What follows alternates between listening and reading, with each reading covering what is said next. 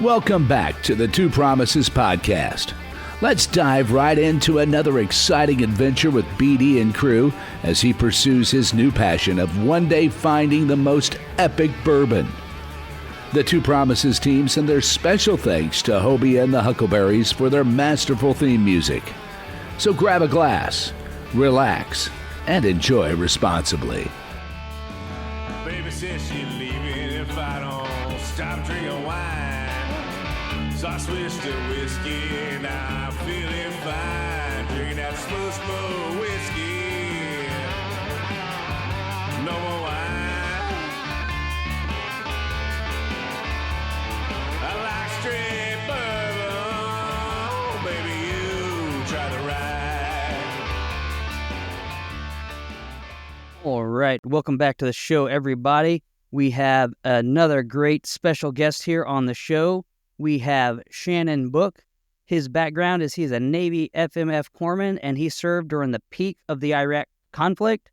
He is an award-winning musician and an advocate for veterans issues and the Gold Star community. And beyond that, he is also just an all-around great guy, and I'm so stoked that we got to meet each other whenever I was in Texas, hanging out with a good friend of mine who's also going to be on the show.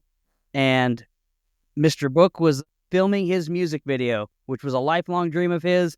And because of me being there, someone had to fall out of the production last minute due to a medical issue.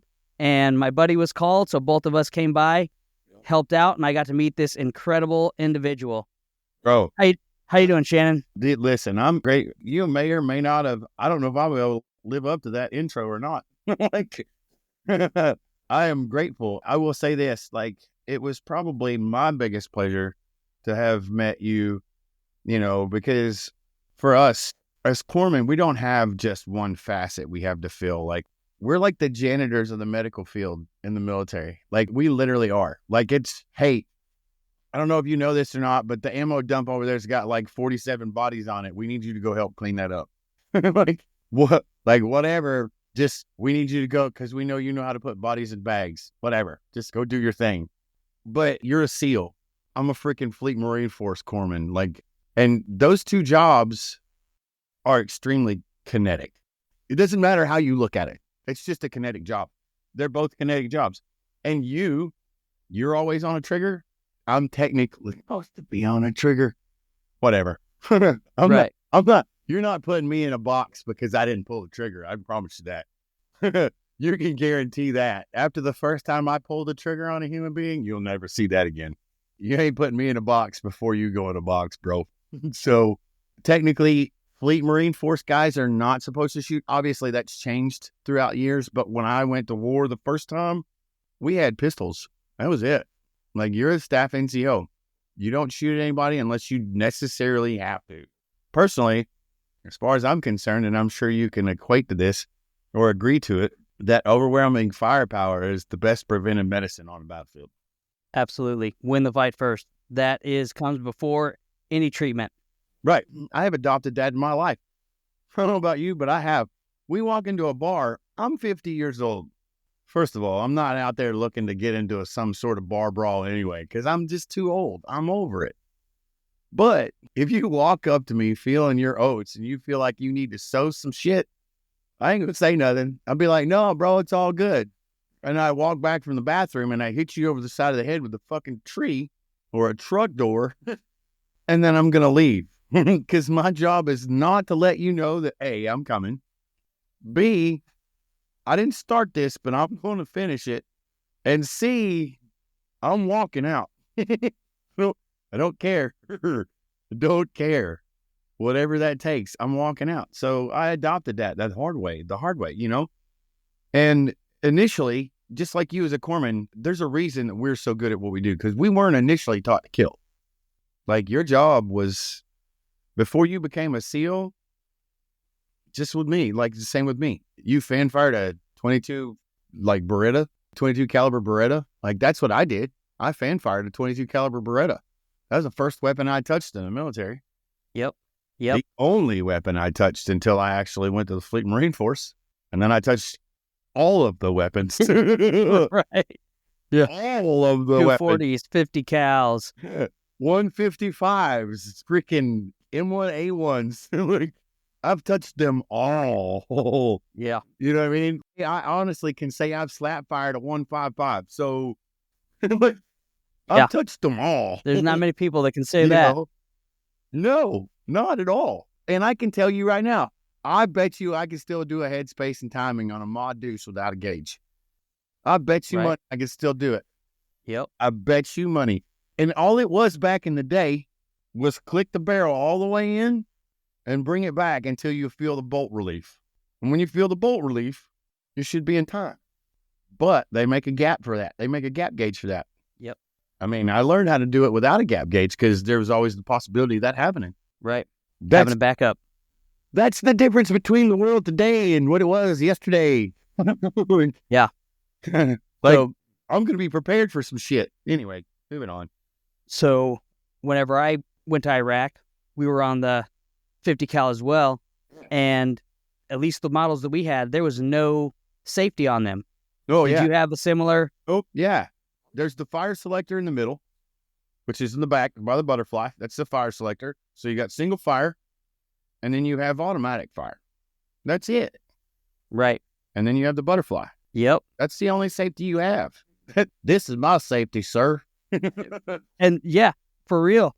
Yeah. And we just got 550 cord and some of the 50 cal shells, and we would put that in underneath that button, Yeah.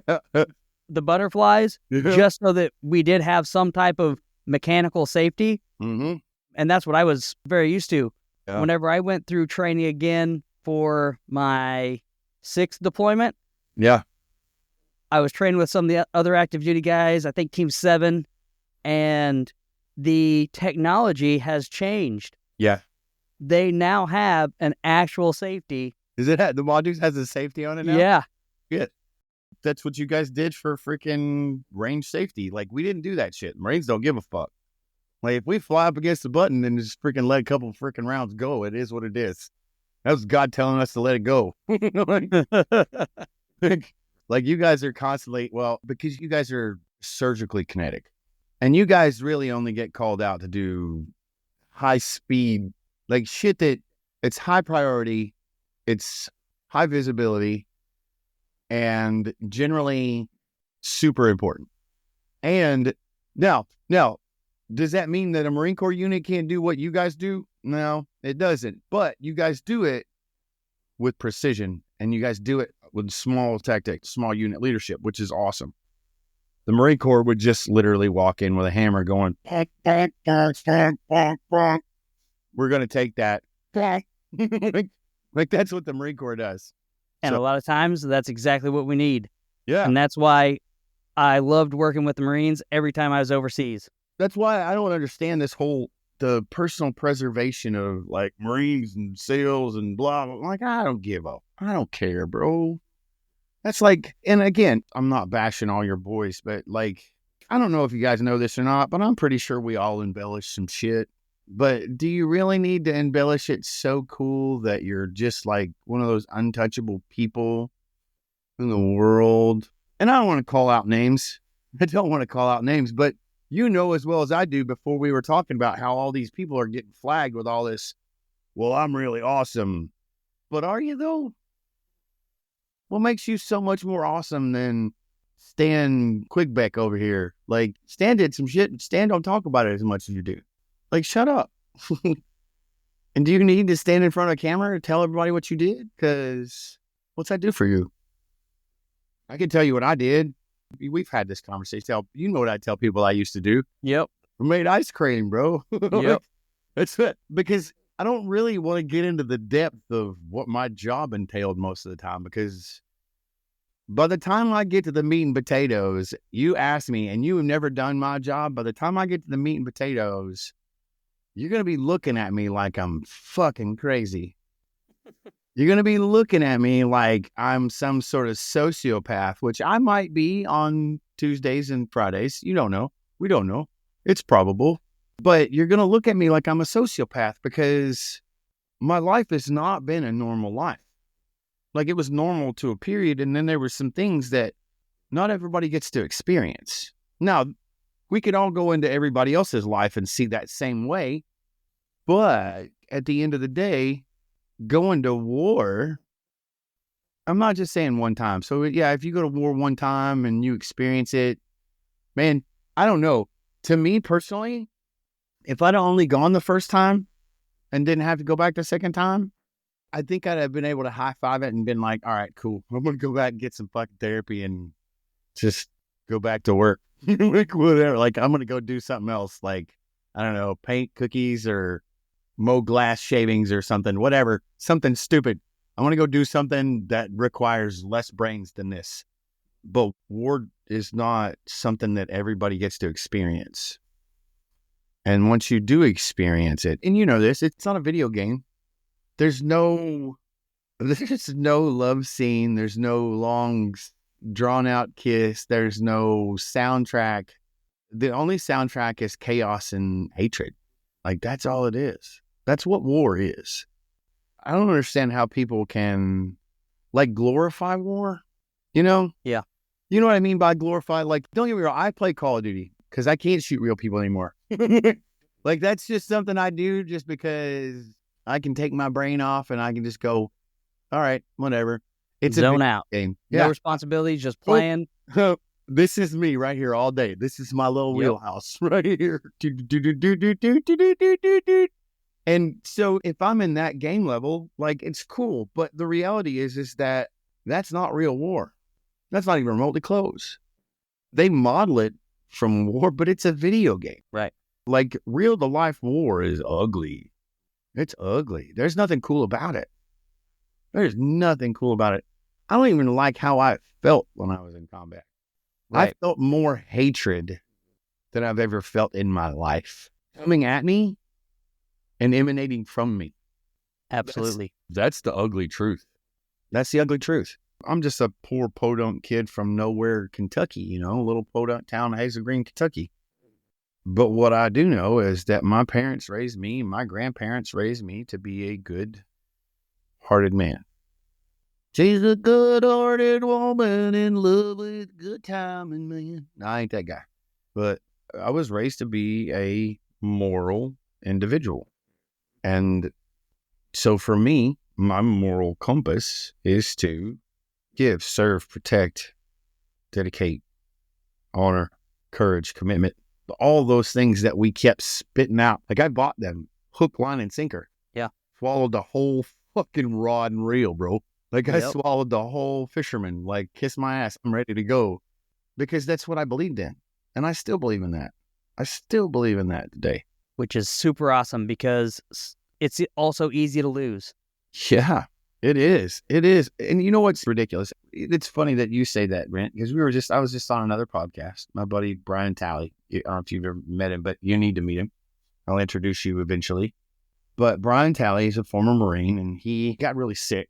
You know, he was running his own landscaping business in, you know, Houston, Texas. And he was, you know, raising his family and doing this thing and all this other stuff. And then all of a sudden, he just got super ill.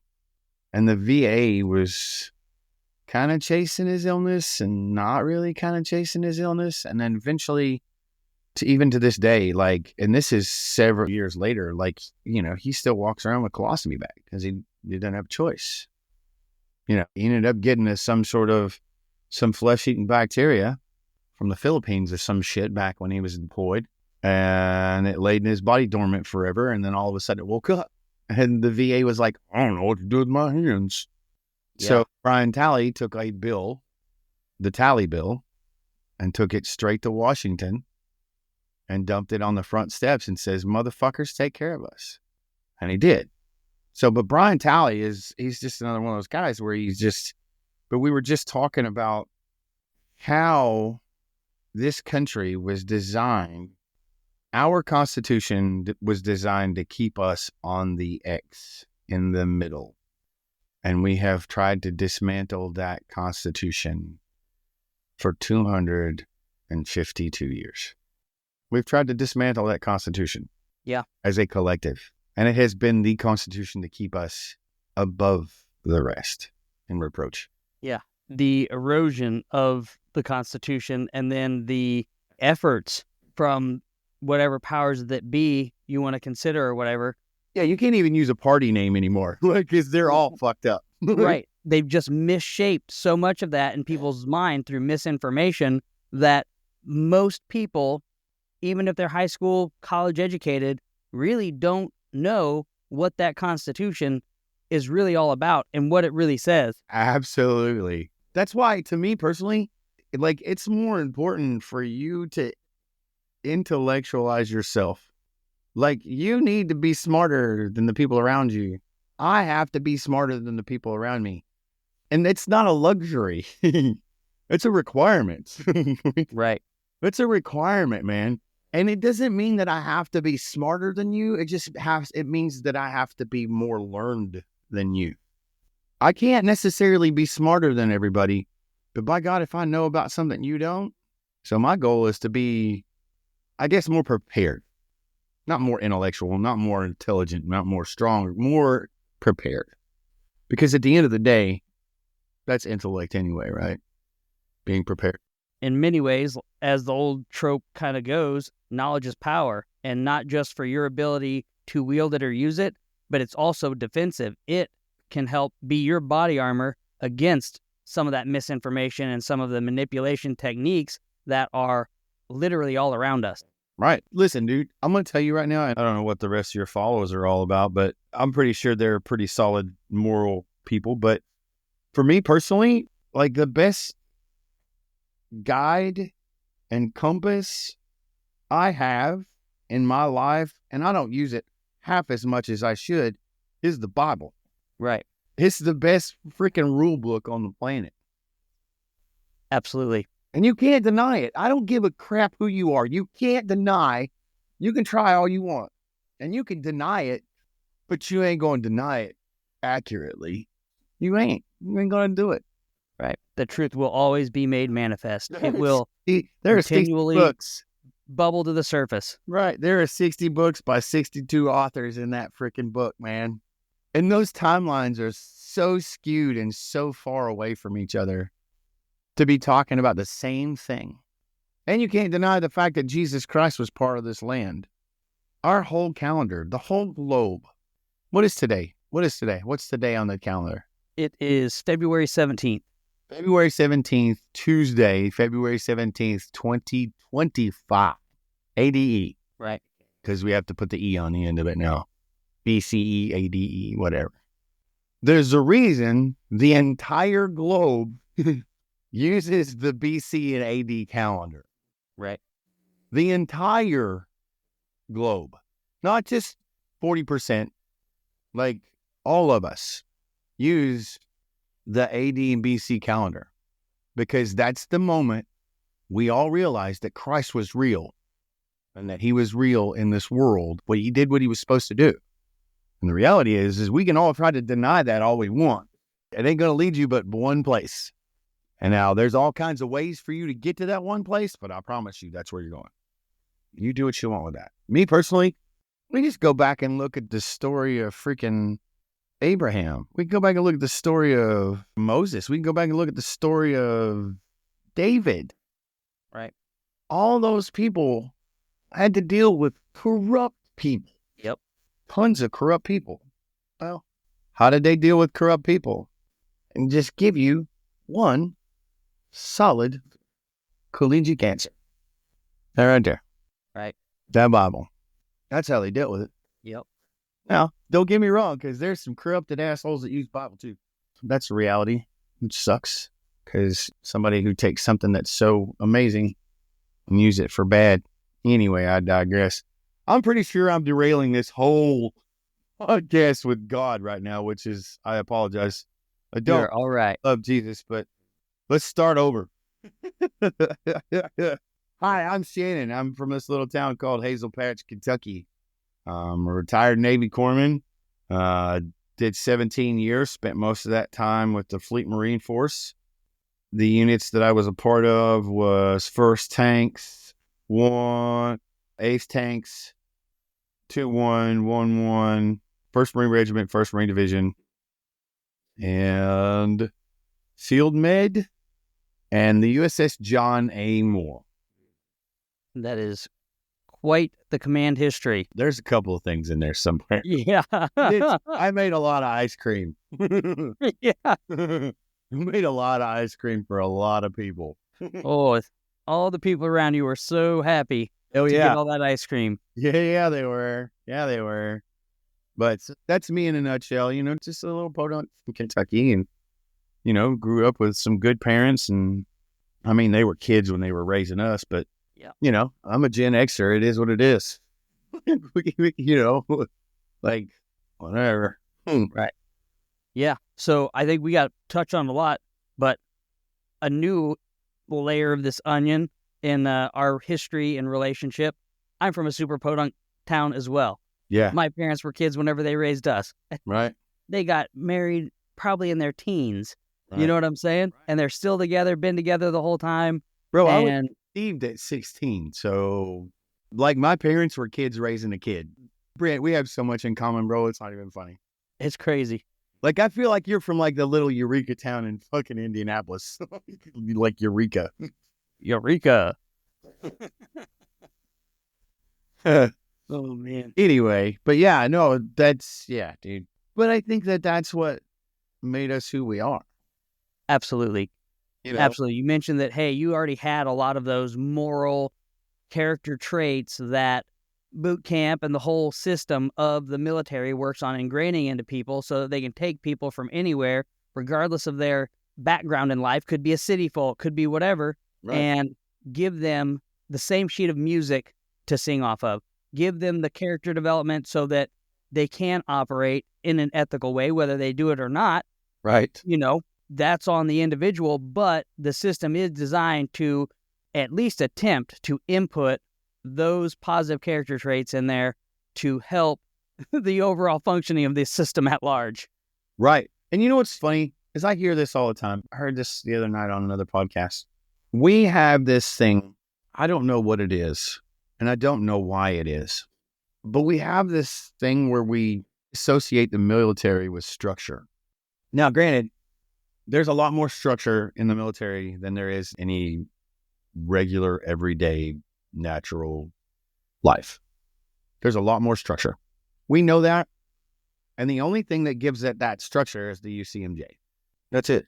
Because nobody wants to be under the brig or, half month's pay times 2 or fuck my soul kind of shit. Nobody wants bread and water. Right. Nobody, 3 days bread and water. Like, that's still a thing, just so you all motherfuckers know. Nobody wants to be there. Some people just don't give a shit. But the other side of that coin, and this is where I want to caveat that before I go any further with it. This is where people are like, oh my God, he's a veteran. He's got to be awesome. How many shitbags did you have in one given platoon at any given time? More than enough. The teams. And you're in the team. Yep. And you are more high profile than I am. Yeah. And all the vetting that went into getting there, and they're still... Right, and they're still shitbags. Yep. They're still shitbags. And the reality is, the title veteran at the end of your fucking name doesn't give you any fucking power. You know what gives you power? The fact that God gave you breath in your lungs this morning. That's what gives you power. Mm-hmm. That's the machine that runs. The machine is the machine that God provided for you to get done what he needs you to get done. Period. Now, that being said, I am just as guilty of putting my own pride first.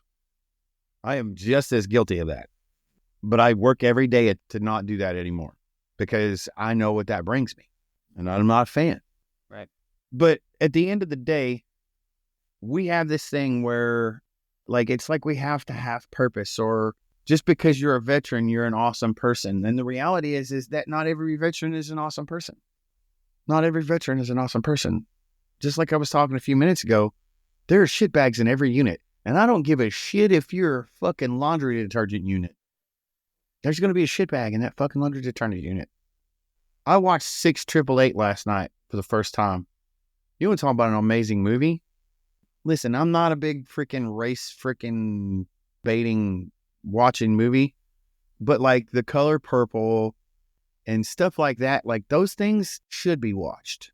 Those should be learned about. Those things, Glory, like the movie Glory. when slaves started fighting the Civil War with the rest of the world. Like, yeah, hey, fuck yeah, let's talk about that. 6888 was a bunch of freaking women, bunch of black women in the Army Corps, the Women's Army Corps, that basically got the mail back on track for the whole country. Wow.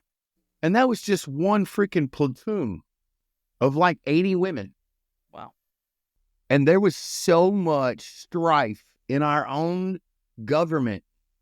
They even brought the chaplain corps in to screw them over. You should watch it, Brent. I'm telling you. It's a hard watch. It's a hard watch. There's not a lot of dying. There's not a lot of death. There's a lot of emotion. Yeah.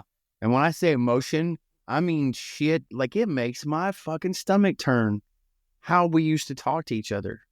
Yeah. I mean, when I say how we used to talk to each other, we still do it. It's no different. But I don't know about you, but where I grew up, if I said something nasty to somebody, my mom would smack my teeth out. Yep. We'd get whoopings. I've even had the old soap. Yeah. Soap wash. Yeah. Open your mouth, boy. I don't want to. Yeah. Well aware. I know what dial tastes like. At least it wasn't Irish Spring. There's no way. Yeah. Irish Spring is probably one of the most deodorized freaking soaps on the planet. Lingers. I didn't even want to know what that shit tastes like. It's not good. One thing you touched on a while back, I thought was kind of interesting. You'd mentioned kind of your tempo, your deployment tempo. Yeah. One round, hey, you know what? Sure, there'd be lingering effects or there would be something, that sticks with you. But it sounded to me like you were saying that the cumulative effect or the addition of that next deployment almost seemed to make more of a transformation than you were expecting or just the one did. So trauma is subjective, obviously. If we don't know that, we should know that. Trauma is subjective to every individual. So if you got, let's say you got 50 paper cuts in an hour, what are you going to do every time you grab a piece of paper? Be extremely careful and hesitant. You're going to be like, I ain't trying to get cut again, motherfucker. Like, it doesn't matter how painful it is. We all know paper cuts suck. And they ache after they're done just because they're basically tears and not cuts. The reality is that trauma is that way for everybody.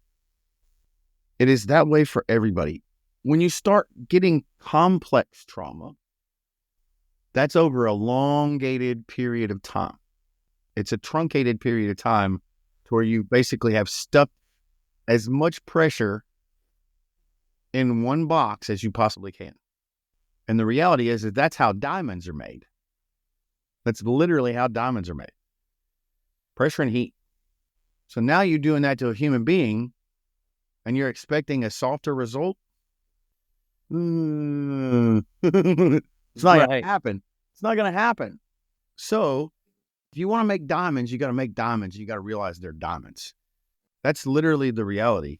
And the reality is that, and I don't know about you, we've had this conversation, and I'm going to say this, but I don't want to speak for you, Brent. So we've had the conversation of the transition, the walking away, the starting over, the feeling like I don't have a purpose and all those things. Like, I've done all of that.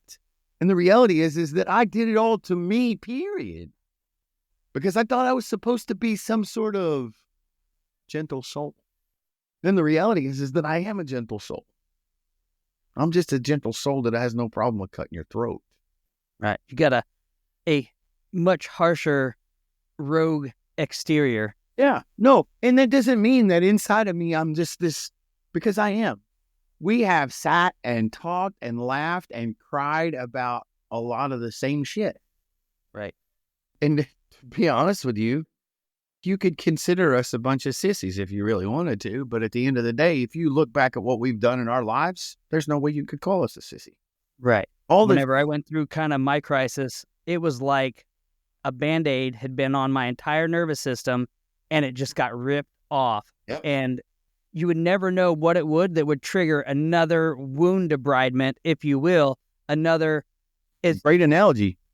Yeah, but Great it's on analogy. the nervous system. It's in this invisible layer of you, but it just painful, and your whole body feels it viscerally. You get that nauseous effect, and it takes time. It takes multiple times of the stripping away of that bandage that's pulling off those cells that stuck to it, pulling off those scabs that were scabbing, that were stopping the blood Right. flow, to Right. let that oxygenated blood get to these new tissues Right. to rebuild. There's a reason that God created us to do what we do. And there's a reason that there's a scab on the inside of my hand for 2 weeks ago. That's still a scab. That's also the web of my finger. Do you know why it's still scabbed up? Because it's a very hard and heavy used area. Right. So that It's scab's moving, going to it's be there flexing. until it's ready to come off. And it's the Yep. same way with trauma. It's the same way with the military. And what I keep seeing is that we as a collective of people, as veterans, and I don't even want to use the whole term combat veteran anymore. I'm kind of over it. Now, don't get me wrong. There are some non-combat veterans that like to put themselves in that fucking limelight. I don't know why, because combat's just, there's nothing glorious about it at all. For those of you out there that think that combat is glorious, you're dumb. That's probably some of the most humiliating things in my life happen in combat. Some of the most scariest, horrible things. And I was having this conversation with Brian a few minutes ago because he was like, well, you know, some people are just cut from a different cloth. Here's the reality. We're all cut from the same fucking cloth. It's just a different swash of cloth, the same fucking sheet. The reality is that we're all cut from that same cloth. So, and I don't know about you, Brent, but I mean, if you think that I've never frozen up on the battlefield, you're stupid. You're dumb. I didn't freeze up long enough to die. Right. But I have frozen up. The first time I ever pulled a trigger on a human being, it felt like it took a week. It's probably less than freaking milliseconds. But in my head, the conversation, am I really getting ready to fucking shoot this guy? This is really, am I really going to kill this guy? That's the kind of conversation that was going on in my head. Because I wasn't trained to kill people. I wasn't. My job, your job after you became a SEAL was to kill people, but your job was to bring high-value targets back and bring all your boys home. Right. Everybody else died. I was not taught that. You guys were also taught, the other side of that coin is you guys were also taught, if you don't have to fire a shot, don't fire a shot. If you don't have to kill anybody, don't kill anybody. Get the product, get the fuck out of Dodge, and fucking leave no trace. That's your job, right? Respond to the threat, give the threat what they deserve, Right. no more, no Get the less. fuck out of Dodge. Get the Yep. fuck extract, bitch. Like, Yep. period. So the reality is that we forget how hard. Actually, let me back this up. When you walked out the door and they gave you your DD-214, you're probably ecstatic as fuck. Absolutely. But somewhere down there in the bottom of your freaking gut, there was some nerves that were starting to pile up. Because you're like, I don't know what the fuck to do with my hands. I feel like Ricky Bobby in the middle of a TV interview. You know, at the end of the day, we're cut from the same cloth. We're supposed to be, bro, listen, everybody freezes. I don't give a fuck who you are. Everybody freezes at some point in their career, whether it's overuse or not enough use, freezing is going to happen. What happens when a SEAL for a freaking 15-year SEAL doesn't operate or never touches a freaking weapon for 15 years after he walks out the door?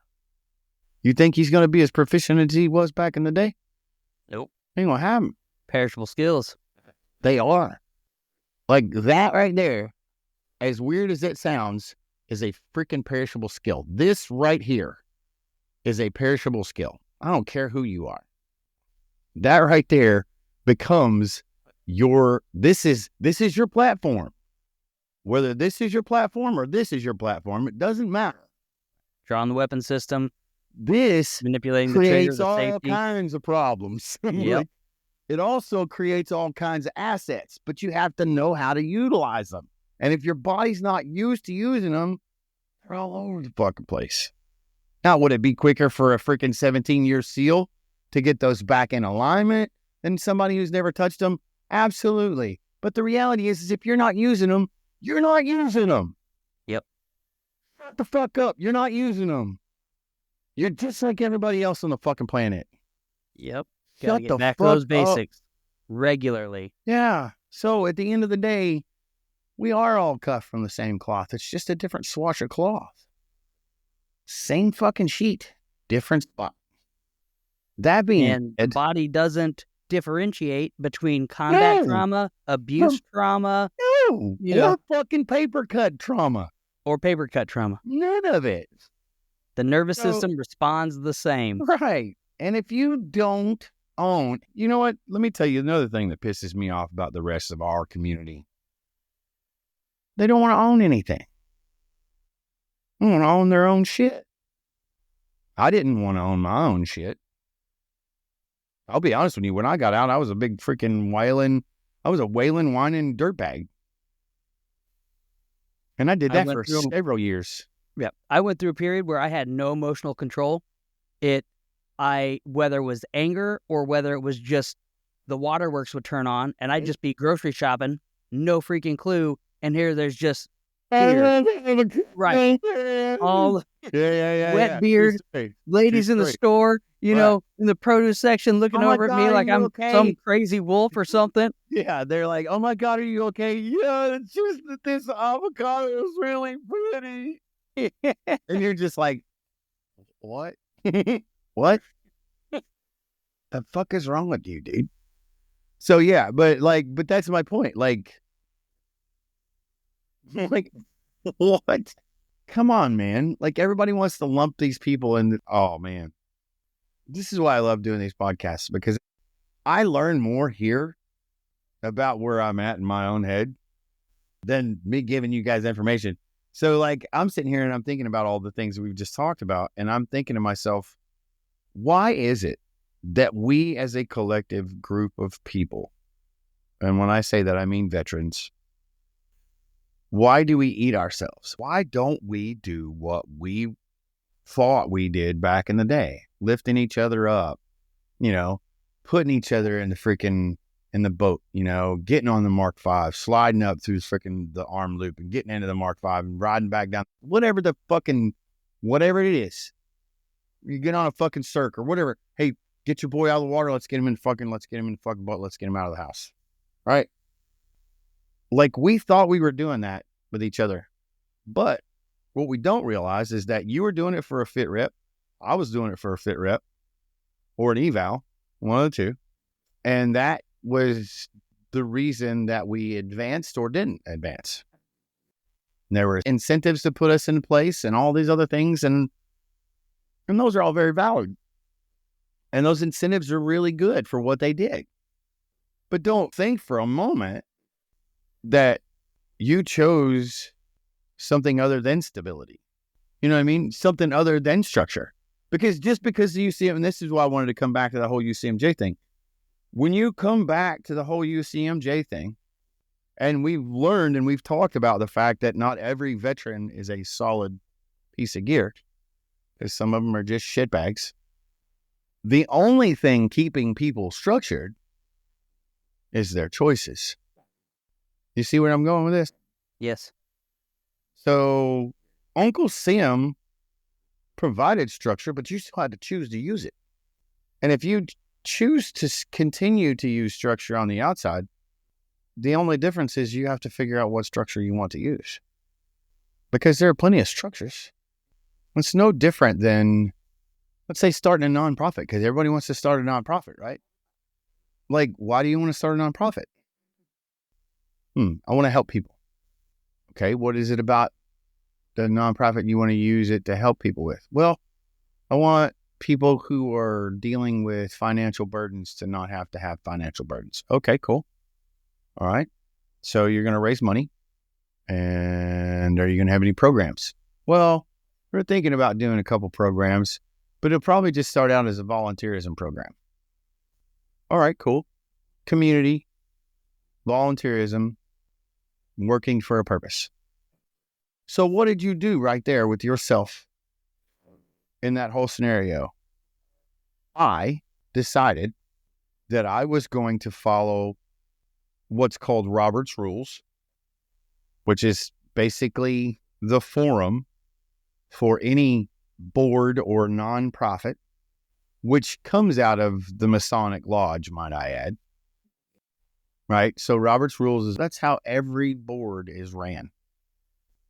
There has to be a president, a secretary, and a treasurer at the minimum. You have to do minutes. You have to meet once a month. And you have to be completely transparent. Those are the rules. Those are the rules by which you guide. Now, Uncle Sam had an entire UCMJ. One of my favorite articles, 192. And then no other reason that it's 192 articles. It's the 192nd article. There are a lot of articles in that fucking book. So are there a lot more rules to abide by? Yeah.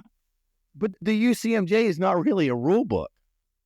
Because if you're already a moral person, you won't need to worry about the UCMJ. You just won't. If you're already a moral person, the UCMJ is just kind of like an emergency brake. You know what I mean? Like you only use it when you need it. Right? So now we go back and I know this is deep as shit, but now we go back. Now the UCMJ was so much thicker than just the covenants of creating a nonprofit. So what did you choose? You chose a big set of rules. You decided to take a small set of rules over a big set of rules. So you've taken these smaller rules and you've removed yourself from this moral structure. You're still running a structure, but you've chose the structure you wanted to run. Does that make sense? Yes. So now, if you choose that you just want to do the most simple shit in the world, then realize that you are going to be viewed as one of the most simple-minded motherfuckers on the planet. And if you're cool with that, why do you care? Why do you care? And if you're not okay with that, why don't you change it? It's all perspective. All perspective. Everything in life is perspective. You go back to the Bible, and you can take every story in that Bible. Let's take Sodom and Gomorrah. Abraham was told to leave Sodom or Gomorrah, one of the two, and they were told to never look back. One woman looked back. One woman looked back. Now, was she not told to look back? She was told. Yeah. God said, don't look back. You probably shouldn't look back. She looked back. Now, can you blame that on God? You can. You can be like, God, why did you do that? It was just a brief look. Well, I told you not to look back. You chose with your free will to look back. Right. This is what I mean by structure. You choose the structure you die by, or you don't. But if you want to do something cool and important, just do it. The only person stopping you is you. Period. Like it doesn't mean that you're going to be awesome at it. And it doesn't mean you're going to be freaking amazing. And it doesn't mean that you're going to get the freaking recognition that you want. But if you want to do it, just do it. Stop waiting on somebody else to tell you that you're better at it, or you're good at it, or you need to be doing it. If you want to do it, just do it for you. Don't do it because somebody told you you're good at it, or don't do it because you want the accolades for being praised. Do it because it's what you were called to do. Right. Or do it because it's what God gave you the gift for. And then do it for the right reason. And that's the only structure you need to worry about. Now, when I say structure, I'm not saying that you need to be Bible thumpers and all that stuff. That's not what I'm saying. But when you want a structure that gets you to where you want to go, you want to be positive and you want to do things and you want to experience good things in life, then you have to choose a structure that brings that to you. You have to choose that structure. And just because you're outside of the military, it's not that you don't have any more structure anywhere else. It's that you're just not choosing the structure that doesn't look like the military. And the reality is that you had every right and every possibility to end up in freaking captain's mast just as much as I did. Captain's mast, office hours, court martial, whatever. You had just as much opportunity to reach all those things as I did. But you knew better. So here we are outside in the world telling everybody that, oh, well, there's just not any structure out here. Go fuck yourself. There's more structure out in this world than you know. You just choose not to get a hold of it, not to be a part of it. That's the reality. Very good point. Stop lying to yourself, people. I had to. Right. Structure's there. You just have to tap into it. You have to take ownership of it. Nobody's going to do it for you. You're not going to get drug out of your barracks because you slept in or whatever, and somebody's going to hold your hand to get you to formation. Who came down to X Division and pulled you to frick medical before you got fucking your ass reamed? Anybody? No. You had to do that every fucking morning. Like, if you fell back and you went to fucking X Division to fucking work and you had to go to medical, guess what? Who woke you the fuck up?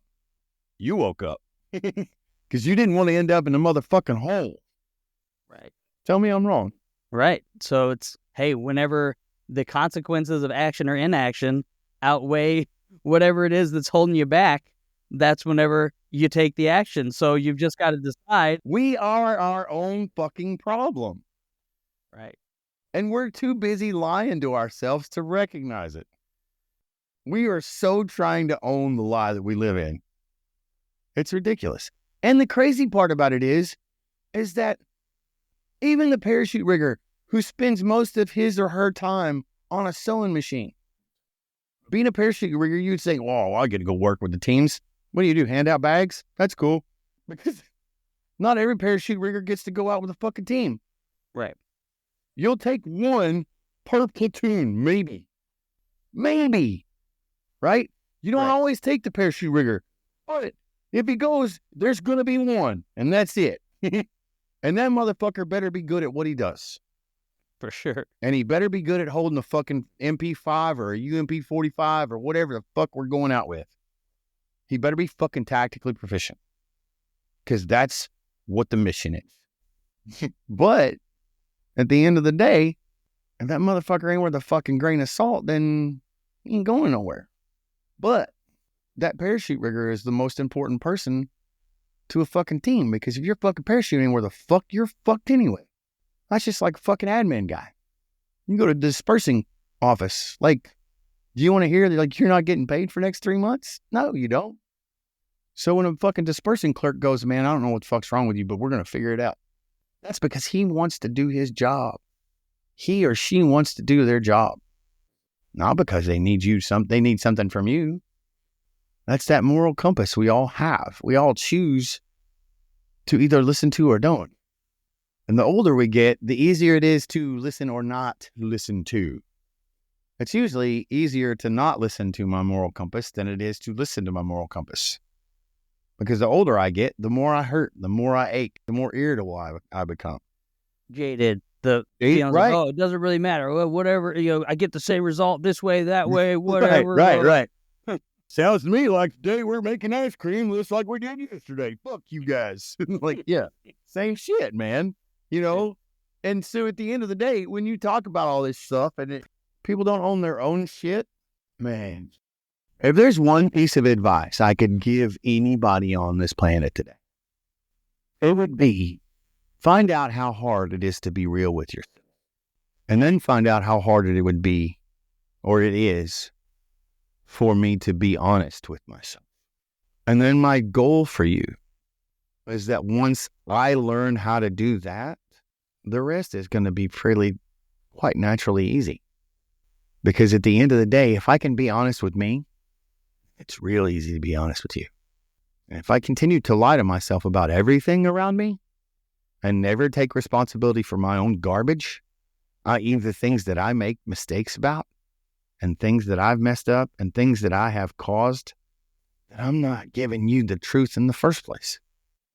And if I'm not giving you the truth, then what's the point? Now, does that mean that making mistakes are bad? No.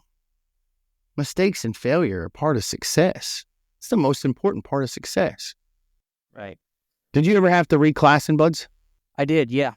So you had to go to X Division and you had to do all that shit and blah, blah, blah, right? So when did you have to reclass? Was it like during Hell Week or after Hell Week or before Hell Week?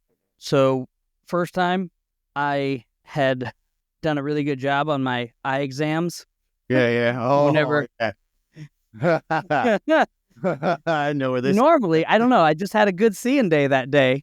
Of course. And, you did, Sweet Pea. Yeah, so then they screened us again, and my seeing day wasn't quite as good that time. And so luckily, we'd already kind of made it there. There was a big push to get people, qualified You're people already through the there. program. You're already at 200. You're like 2,400 or some shit. Right? Yeah. So this is 265. So right before we classed up, they pulled me from that. I think we'd made it through NDOC or some portion of it. We were about to really go to first phase. And then they're like, you're not even fucking waverable, asshole. So got PRK, which was awesome. I think if I had to go back and do it again, I probably would have gotten the LASIK, but at the time there was a lot less. Well, PRK studies. PRK back then was a lot more proficient than LASIK was. Now it's the other way around. I believe it. So yeah, they basically just take like one of the circular toothbrushes, but they're all sterile. And then they just sandpaper off your eyeballs. Yeah. And then they zap it with a laser and you can smell it. Yeah. And you can hear it popping. And then all those cells grow back, kind of like we talked about from the debridement almost. Like they just grow back, repopulate from the bottom, and your vision just slowly gets clearer and clearer. Right. So it's a lot longer of a healing process. Yes. But my concern was at depth or at different altitude pressures, that scar incision, if it like for whatever reason it popped and then all of a sudden I got this crazy eye flap going crazy. Didn't sound like a position I wanted to be in. I don't know why I can't read my fucking altimeter right now. It's so weird. Hey, Bob, can you read that? Where are we at, man? Yeah. No, yeah. I got you. But so that's my point, right? So you had to class up. You had to reclass. Right. So, but you made the mistake of telling them that your fucking eyes were great. Because you were better than 2,200. No, not so much. Yep. Hi, my name is Brent Lloyd, and I see kind of like the beaker or the Swedish chef.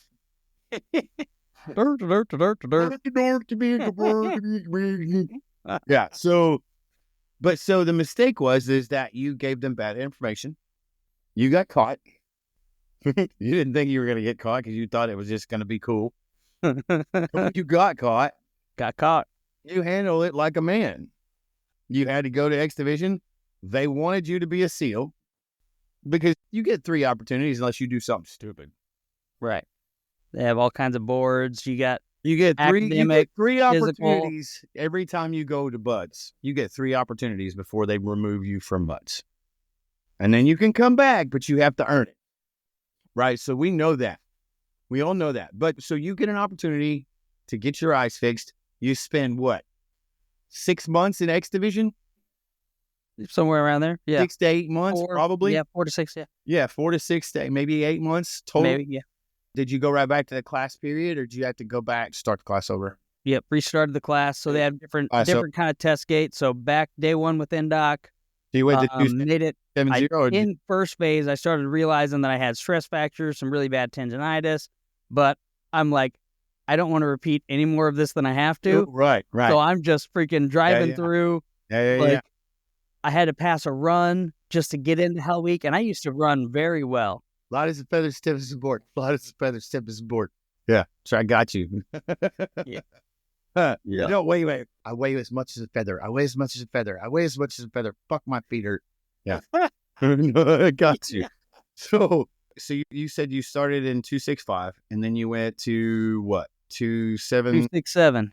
267? Mm-hmm. So that's 2 classes. Mm-hmm. So you missed 2 classes. Yep. Well, yeah, you missed 2 classes because 265 graduated, 266 graduated, and then you came into 265. So you missed 2 classes. Now, and this is all about failure as part of success, right? Mm-hmm. You went back 267.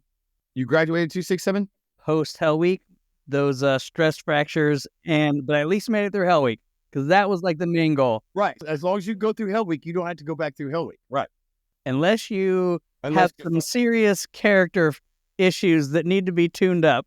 Of course, because that's what Hell Week is for. Right. But That's their big freaking get the fuck out of Dodge moment. So here you are. So you're a 267 and now you go to 268. Made it in 269, and I went so I started at the very end of Hell Week with the next class, even though I'd made it a couple weeks in. Right. You just reset to that next gate. Right. Kind of like a spawn point. Right. Well, and that's the only time in the military the spawn point is real. It's usually at school. Right. Like, Training commands. it's usually at school, period. Yeah. Yep. Dodge school. So made it through Buds, Buds, SQT, everything else with 269, and class 269 is the class I officially graduated with. Graduated with 269. So you started with 265, and you graduated 4 classes later, right? Yep. So those were 4, and those weren't failures on your part. They were just body failures. There were things that happened that you couldn't control. The only thing that you could control, hold on, because I'm about to tie this motherfucker in. It's going to be as heavy as a lead brick, son. The only fucking thing you could control in Buds on a force march, doing fucking boat drills. I don't give a fuck what it was you were doing. And I don't give a fuck what unit you were doing it with. The only fucking thing you could control was your perspective. That's it. That's the only fucking thing you can control, period. So the reality is, I implore each and every one of you from this day on to work on your perspective. Mm-hmm. My perspective is what drives me to where I'm going. And if I want to sit in a pit and play in my shit pile and smack the mud puddles and all that shit all day long, then that's exactly where I'm going to go. And if I want to be on top of a mountain at the end of the day with the sun gleaming off my face, standing with good friends, then that's what I need to do. And I don't need to do anything else other than that. And my perspective has to be focused on what I want. I mean, if I want to dance around in a fucking mud puddle, then that's what I'm going to get. If I want to stand on a fucking mountaintop with some good friends with the sun gleaming off our faces, that's the perspective I have to have. Lace up them boots and right. Get and the other side up there. Yeah, right. And the other side about that coin, I'm going to bring this down just a few more little tactical tacks, right? When you were in Hell Week and everything was, your fucking stress fractures were causing problems and all this other shit. Like, so when you finally finished Hell Week, when you went back to the fucking barracks and you could take all those fucking sand riddled fucking UDTs and fucking BDUs and your fucking callous, nasty ass fucking soaking wet feet and shit and your fucking bald spot on the top of your head from the fucking... From the boat rubbing... The fucking boat I never recovered. There's no fucking way I'd want to be you or me in fucking Buds. Fuck you. The short guy and the tall guy gets fucked every day. All day. Everybody in the middle just kind of hangs out. Right? How does it work like that? I don't know how that works, but it's true. So, but anyway, and I've never been to Buds, but I've done a lot of fucking serious training, and I know that that's how that works. And we all pretty much do it in a height line. So fuck you guys anyway. But my point is, I wanted to be a SEAL. I did. I worked up to be a SEAL. My fucking first wife was like, if you go to Buds, I'm leaving you. And then she left me anyway. So fuck her anyway. Should have went to Buds. I should have went to Buds. Fuck her. Anyway, so there we were. Balls deep in the sky. And he looked at me like he wanted a hug. And I was like, oh, not today, Sam. Not today. But anyway, I'm just kidding. But that's my point, man. Like, at the end of the day, my perspective is what drives me. What fuel I put in my car gets me to where I'm going. And if I put fuel in my car that's full of water or sugar or something that's not really good fuel, and we're talking about a car, you can't put water in gasoline. It won't run. Nope. You can't put sugar in a tank because it just clogs up the fucking hole, clogs up the lines. All of these things are bad for fuel. You get some freaking performance fuel and you polish the bores of those freaking cylinders and you freaking fire up that freaking heat, that solenoid and that coil, and that explosion is nice and crisp and clean. You're running a high performance freaking engine. So your perspective, aka your fuel, my perspective is everything. It's everything. Right. You know how not to quit something? Change your perspective in your head. Positive mental attitude. One of the best pieces of advice I ever gotten was, we were during a McCree. It's like one of my first McCrees or something. And over time, I tend to forget stuff here and there, but like I'll never forget the first time I ever heard, just pick a point 5 feet away from you and walk to it. And when you get there, pick another spot that's maybe 3 feet away and walk to that. When you get to there, find another 5-foot spot and walk to that. And if you can only make one step after you get there, find another spot to make one more step. Mm-hmm. And that is how you get through things that suck. When they say that how do you eat an elephant? One bite at a time. That's all perspective, man. That's all that is. That's all that is. How do you eat an elephant? Oh my God, that's fucking huge. That's thousands of pounds of meat. Well, if you do it right, you eat that whole elephant. But you got to do everything you got to do to eat that whole elephant. And it really only starts with one bite. That's perspective. And we've gotten so bad with perspective that we don't even use perspective anymore. Perspective is where we're standing. And we are so much smarter than that. Right. We're so much smarter than that. We just choose not to be. Isn't that sad? Yeah.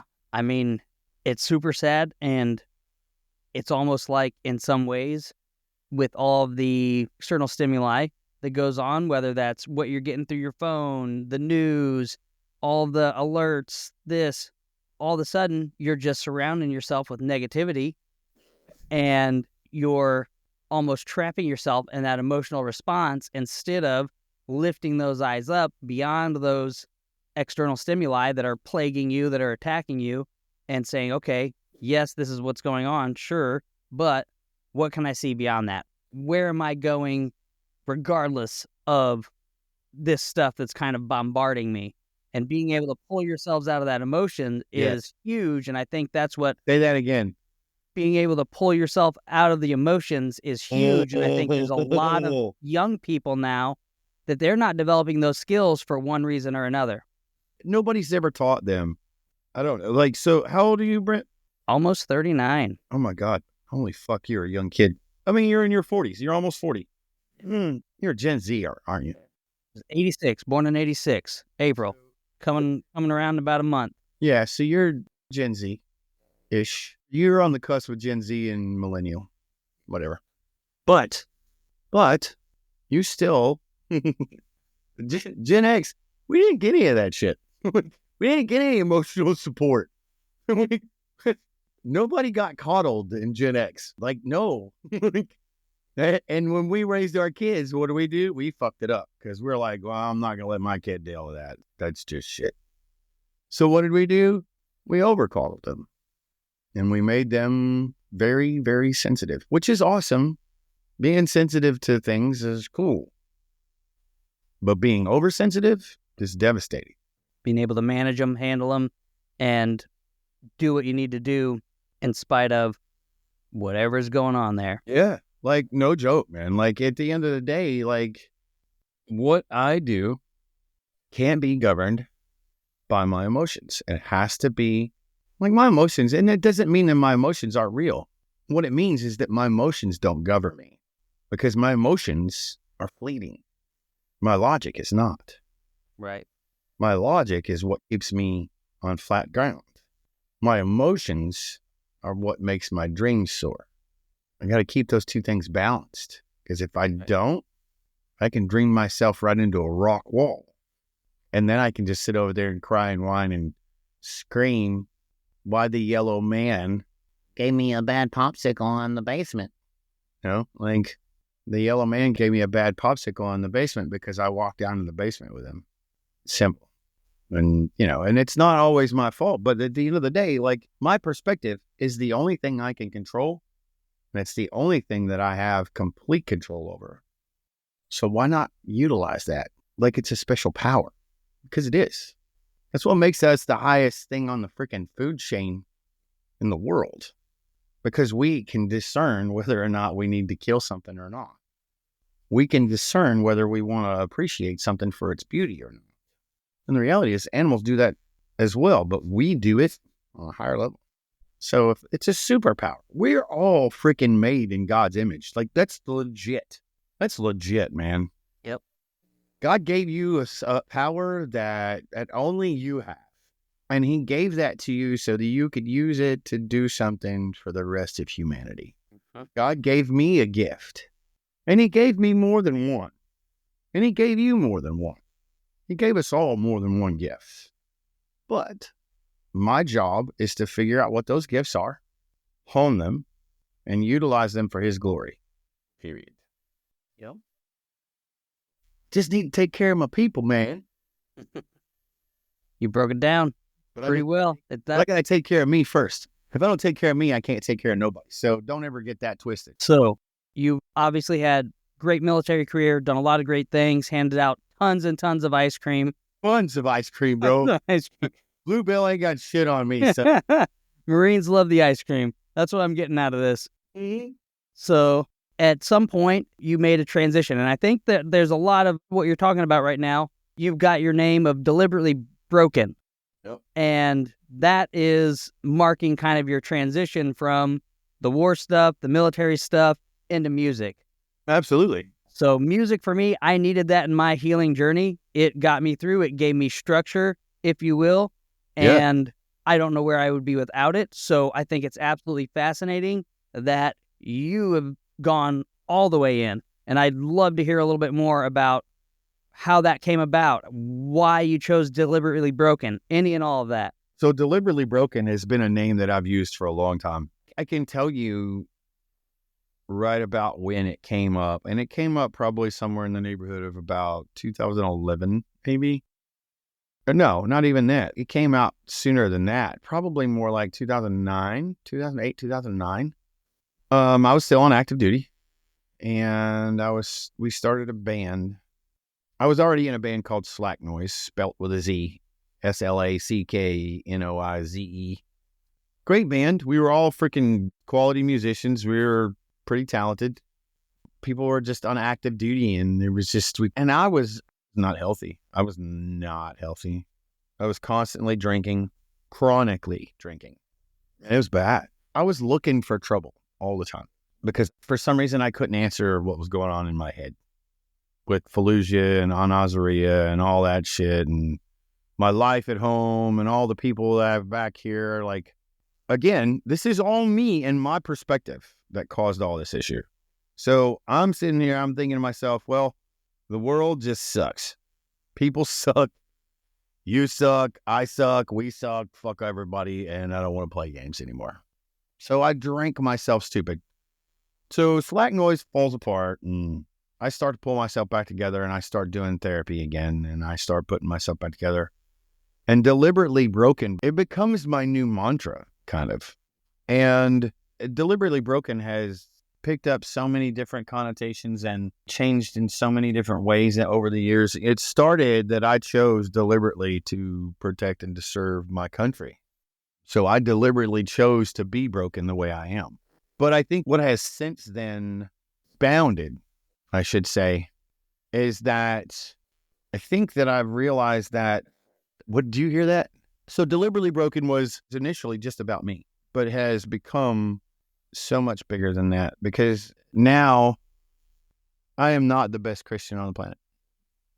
I am not. Nor do I think I ever will be. I just work at it every day. And some days I don't work at it.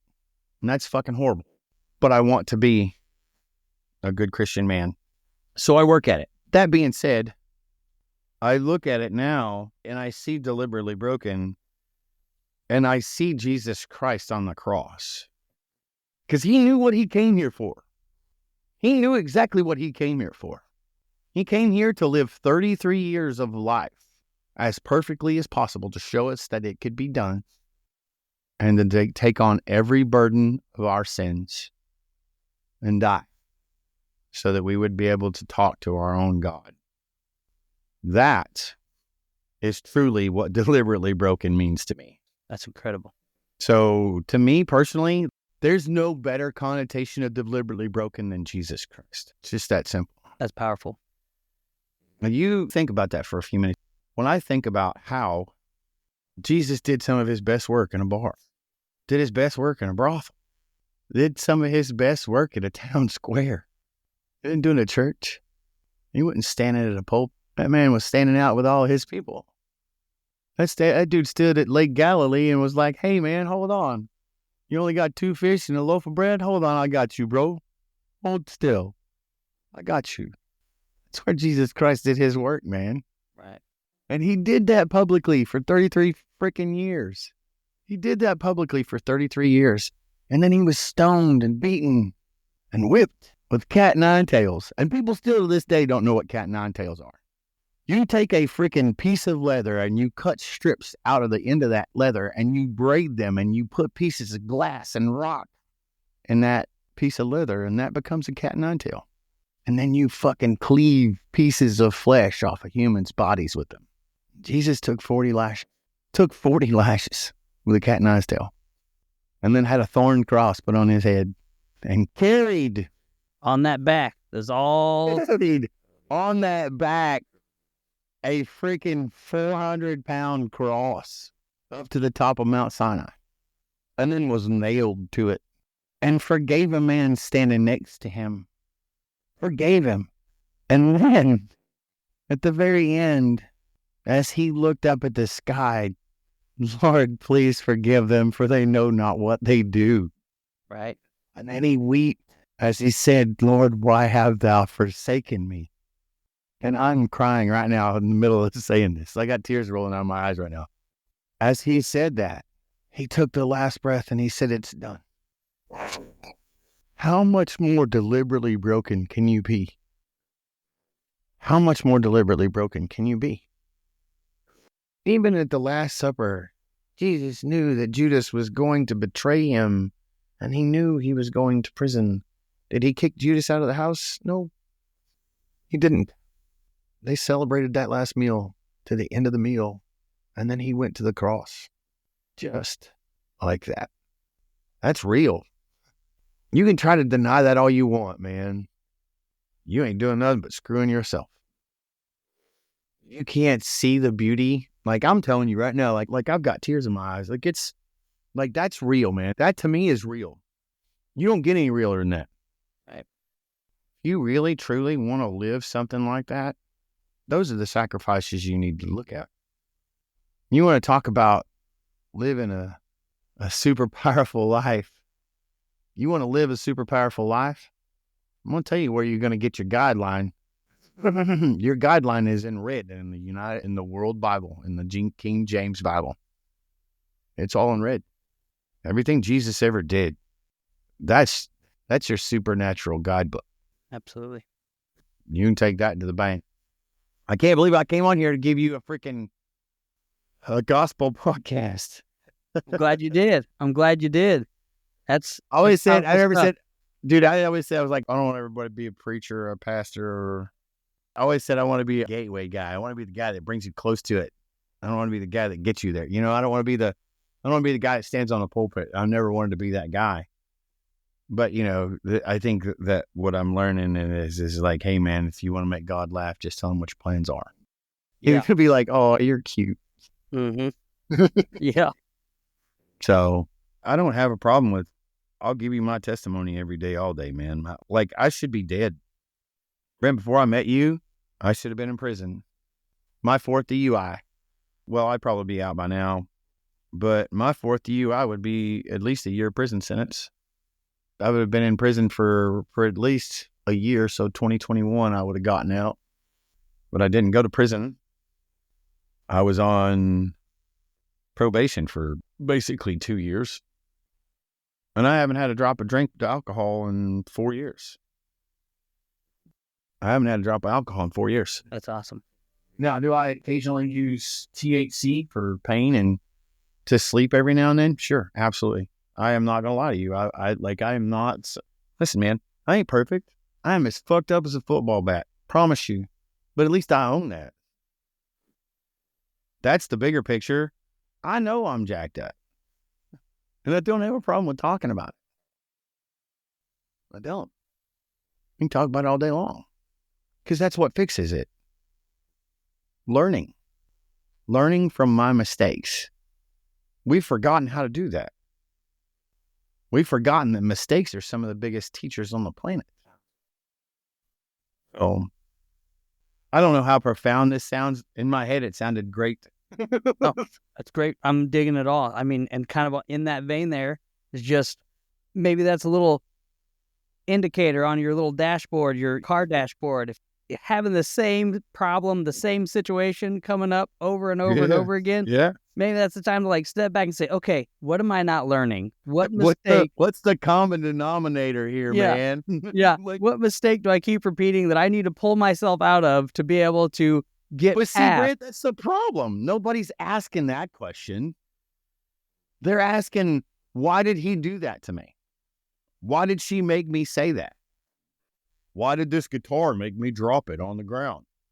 Why did this gun make me shoot that person? What? You're stupid. You're a human being. That's an inanimate object. Inanimate object didn't do shit. It just, you picked it up, you fucked it up. Period. Mm-hmm. You are the being that does things with things. The thing doesn't do shit without you. Like, stop. If you really, truly want to own something, and I'm not talking about if you want to own like a business or you want to own a company or you want to own a name or a brand, what you need to own, what I needed to own first was me. I needed to own me first. And if I don't own me, what's the point? Who's driving the bus at that point? It ain't me. It ain't me. So what? Why do I need to worry about it? Oh, because now I'm going to be upset because we're not going where I think we should go. But wait, you gave up driving the bus. But now you're going to blame the bus driver. Well, the opportunity was for you to drive the bus, but you chose to not drive the bus. You chose to give the bus to somebody else, and you just rode. So now your perspective is that the bus driver, because you let the bus driver take over, didn't get you where you wanted to go. Anybody see the toxicity in that? Right. When we talk about all this toxic masculinity and shit, kiss my ass. Just kiss my ass. Kiss my ass. You want to know who some of the most toxic people on the planet are? It ain't guys. You look at all these women walking around with vaginas on their face and in their heads and shit out there in freaking public. Like you don't think we know you have a vagina? Like you're going to walk around with that, but you won't put it on, you won't show it to me openly in the bedroom? Like, fuck off. Like, shut up.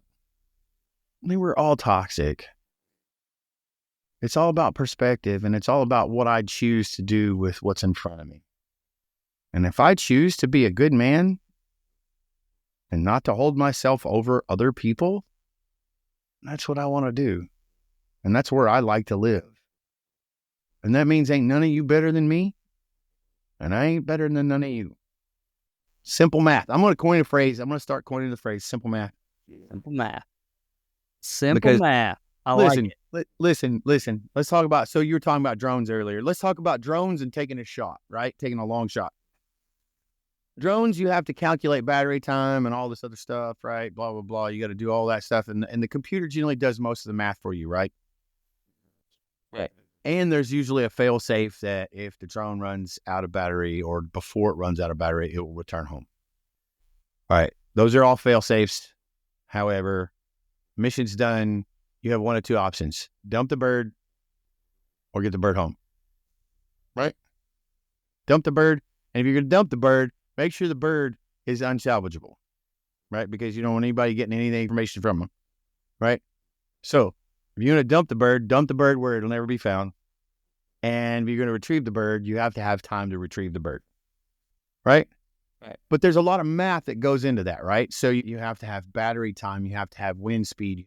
Like, there are a couple of freaking physics laws that are involved, right? So, drag and Boyle's law and all these things that are involved. So, that being said, could that flight path be done with simple math? Simple math could figure out the trajectory of a bullet. I don't have to do trigonometry to figure out where I'm going. I can just do long math, simple math. But trigonometry makes it faster because we use variabilities. But we can do the same thing and do long math with the same variables, right? So why is it that we like to complicate our math when it comes to life? Why is it that we have to complicate everything? Why can't I just go, well, that's purple. Purple is a color that is mixed between blue and red. 2 different colors that go into that color. Cool. Simple. But now you want to start creating things like the 109 crayon box and shit. Now you got to change some now you got to change some colors. You got to change some things. You got to make things more complicated. But if you just use the natural 8 colors in the box, things are simple. And you could still make things look realistic with 8 colors. Tell me I'm wrong. Oh, that is something that I've been learning in my art school and education I've been doing lately. They'll do like, I can't remember exactly what they call it, but just like blending or something like that. So they'll take like one color. Yeah, etching or blending or sketch. Yeah. Yeah. And then like you'll take your other color and you'll put it kind of next to it. And they're kind of right in that visual field, really next to it. So then whenever you step back and you look at it, it appears to be... They're together. They're blended. Yep. Right. And the reality is that they're completely separate. Completely separate. Well, it's just like etching and hatching in art. Like etching is just lines in one way. Like it's basically you're shading with lines, right? Hatching, you're doing it with X's. Right. You know what I mean? Like, and they all have their place. They all have their place and they all have their depth. But it's one tactic versus 65. Some of the best artists just are very simple. They just do lines and shading. Yeah. And that's what makes things so beautiful. Lines and shading. Just variabilities of that same line, just swept out a little bit longer. So the simpler things are, the easier they are for people to grasp and follow along with. But when you complicate everything, it just gets fucking weird. Uh-huh. So stop complicating shit, people. Right. At least that's what I have to tell myself every day. Because I will. I will complicate the fuck out of ice cream. And we know I'm good with ice cream. Yep. I like to eat ice cream a lot. Not only do I like to give it away, but I like to eat it too. Facts and shit. I like to dress up in it and wear it and maybe take a bath in it sometimes. That's creepy. My favorite bath condiment is mayonnaise. Mayonnaise. It's not weird at all, is it? No. No. Creeper.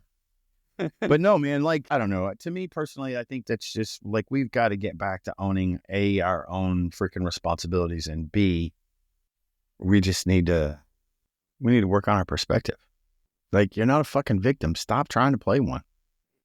Right. Stop trying to create nonprofits that they don't need. We don't need a nonprofit. We need another nonprofit like we need a hole in the wall. You want to start something, start a business, and then do a philanthropic arm. Like, in the state of Texas, until the end of this year, you can start an LLC for free if you're a veteran. That's pretty impressive. You start an LLC for free in the state of Texas if you're a veteran. All it takes is 3 little pieces of paper. That's a fact. Nice. And I bet you if you look in the rest of the country, you're going to learn the same thing.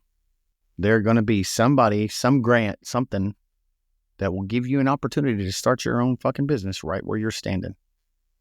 Stop making things easy on yourself and just get back to what you're used to. You want to grind. If you don't want to grind, don't grind. But own it. Mm-hmm. Either way.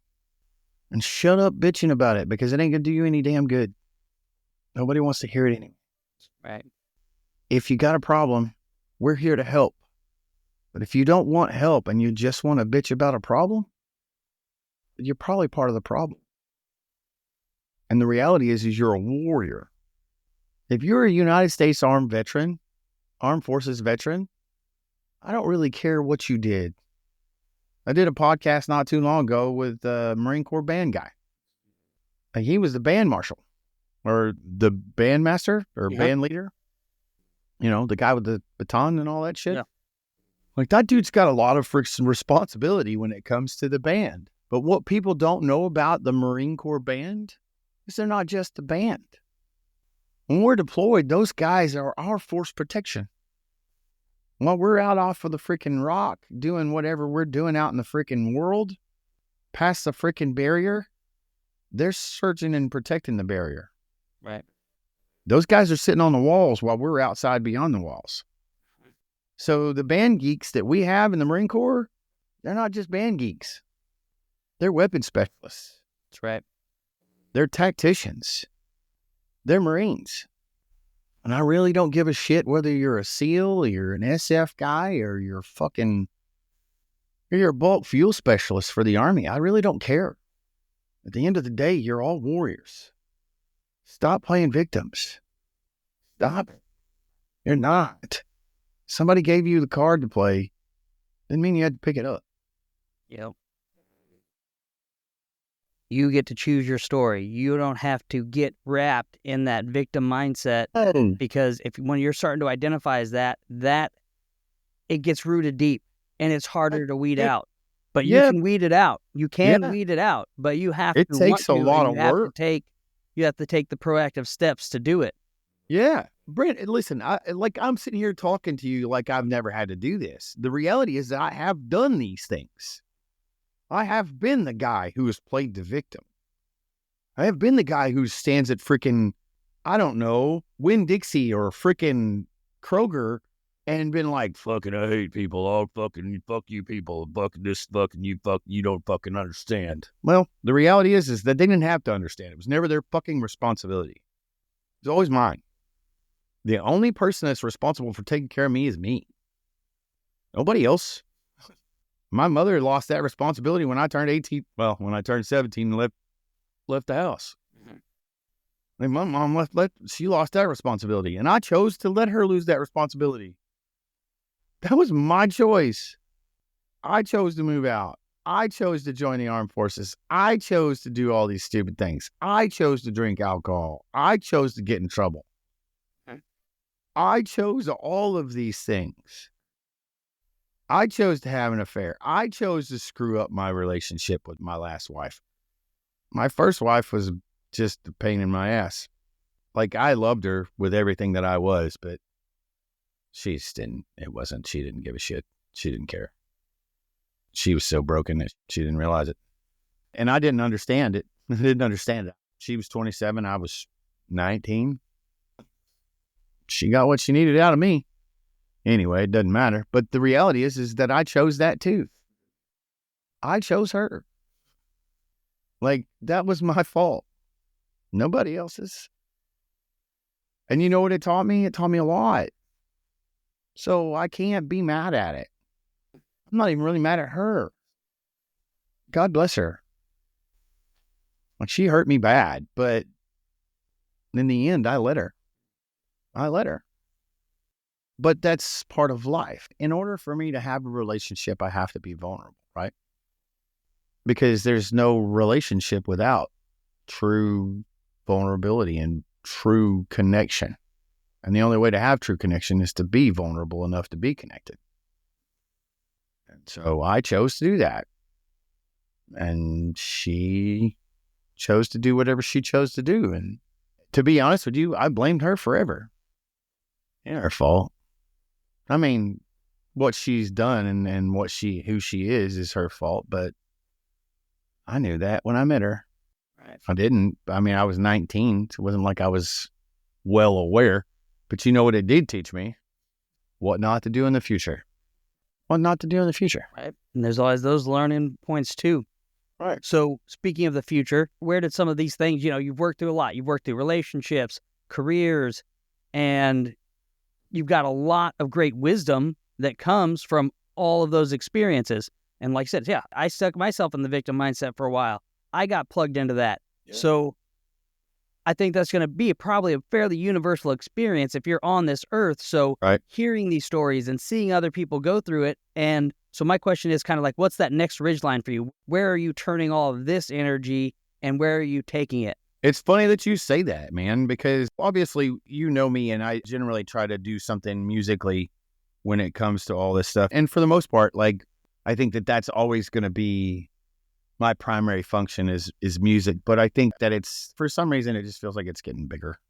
And I don't know how to express that. I think that he's working on me. Lord, I'm not speaking for you. I'm just telling them what I think you think you're doing. I'm telling them what I think you're doing. But I think he's working on me to do what he needs me to do for him. I don't know what that is. And when he's ready to reveal that to me, he will. But I can tell you that I can feel the gears shifting. Just like having this conversation right here. Like, I didn't expect to come on here and talk to you about God the entire time. I really didn't. I just like talking to you. Like, I enjoy spending time with you. I enjoy hanging out and talking to you. When you go back and you look at this, you can see that, like, I'm pretty sure I spent the entire time on this podcast talking about God. I feel like that's what's happening.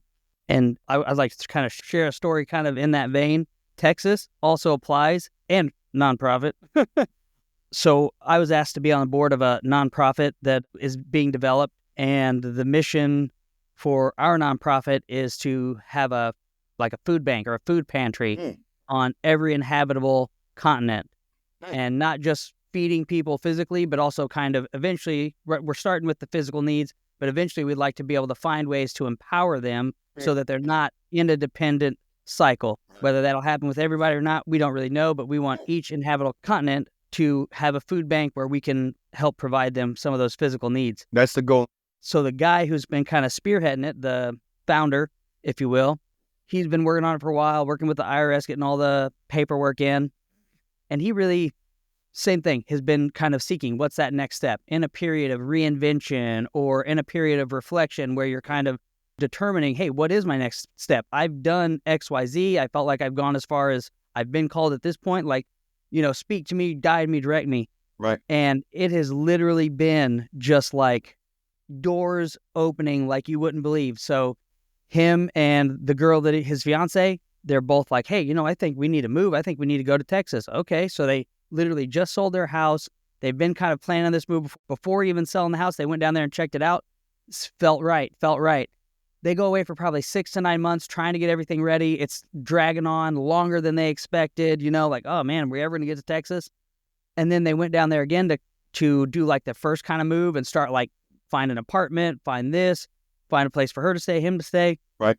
And he's a chaplain for the police department. Yeah.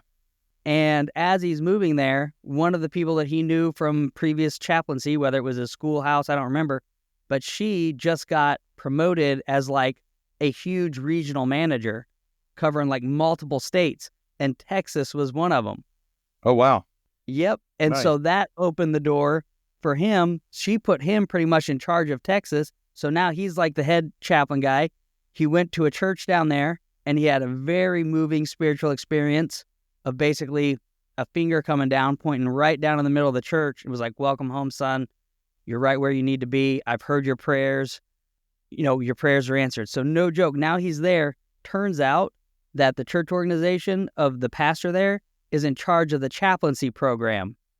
And it was just a church that So all of these intersecting things just all came together that weren't planned by him. He just kept following that guidance, and then things just started falling in place. So it's incredible to hear those things, experience those things, and then also a reflection of you to be willing to go through those and say, hey, I don't really know where I'm at right now. I just know that there's something coming, and God's going to make that way, and he's going to reveal it to me when the time is right. Yeah. Like, hey, just be open to everything. Just be open. Like, and the reality is that that's where we all screw up. That's where we all screw up. I know, I can tell you, I can be honest with you. Like, I don't have a problem with telling you that I can shut a lot of shit out of my brain. I'm really good at it. Like, I can literally get rid of the emotions in my head.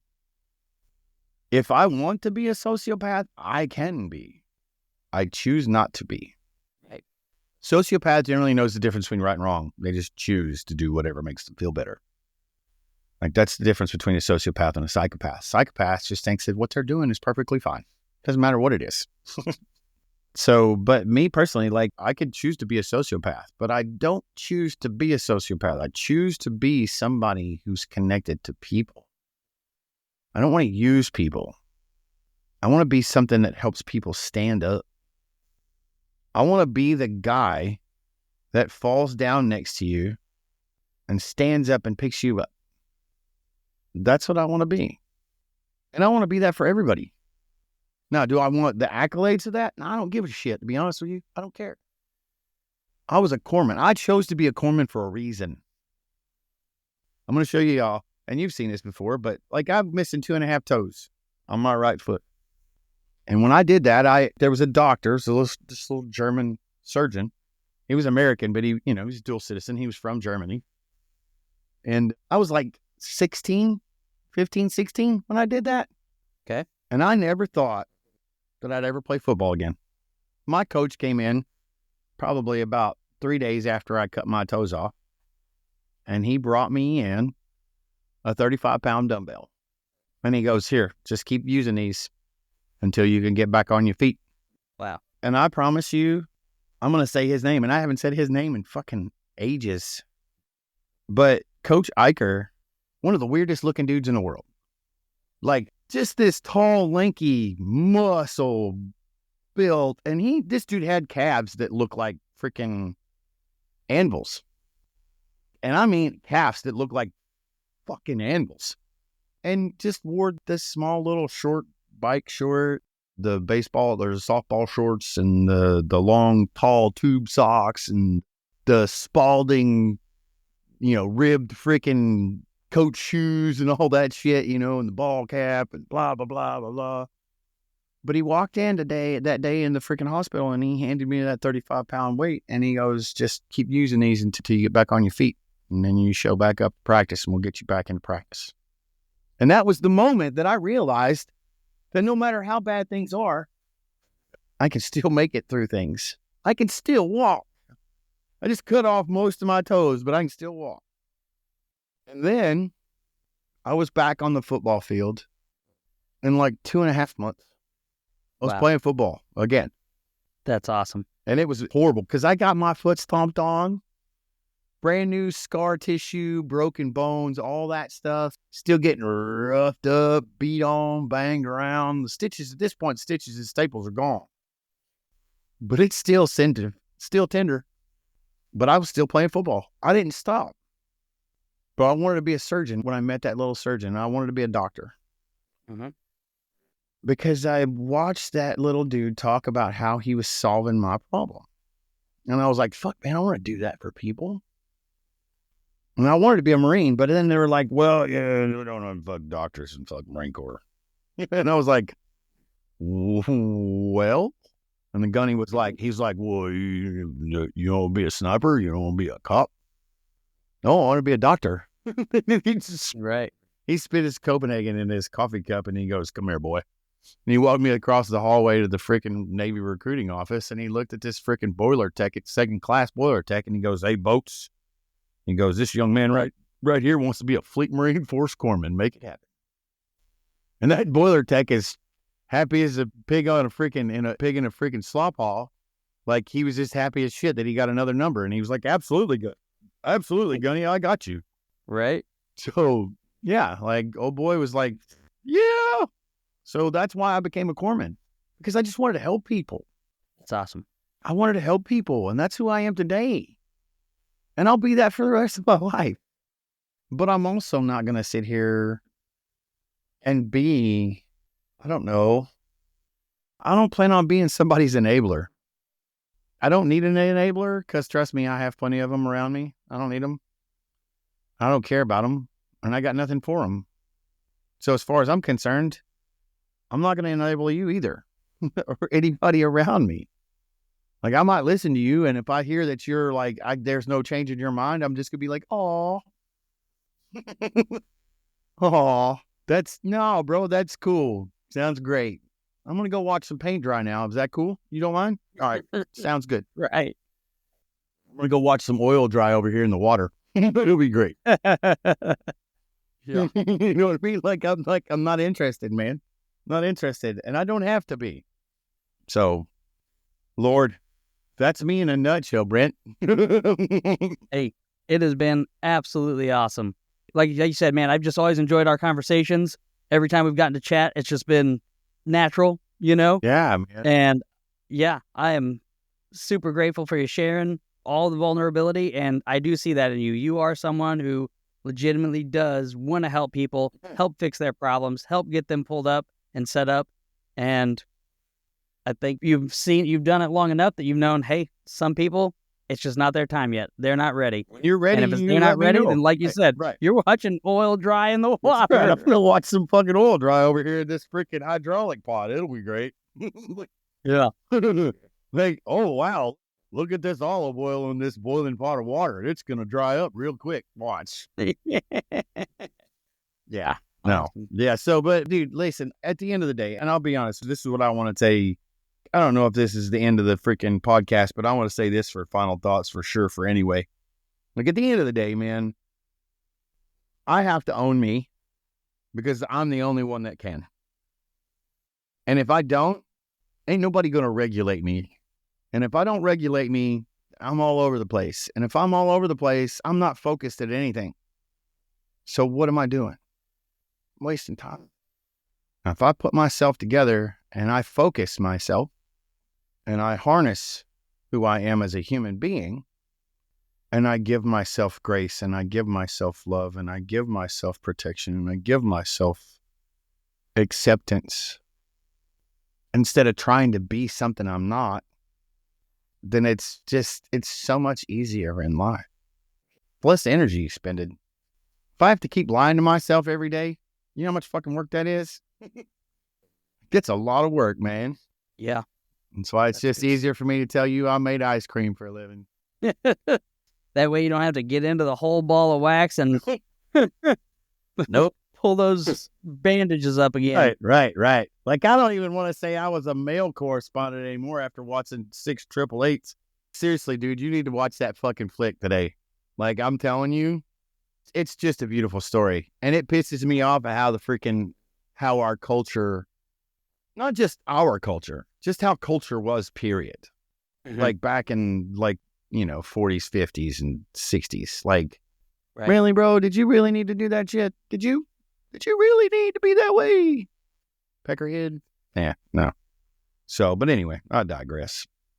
Don't mind me. I'm just here for the party.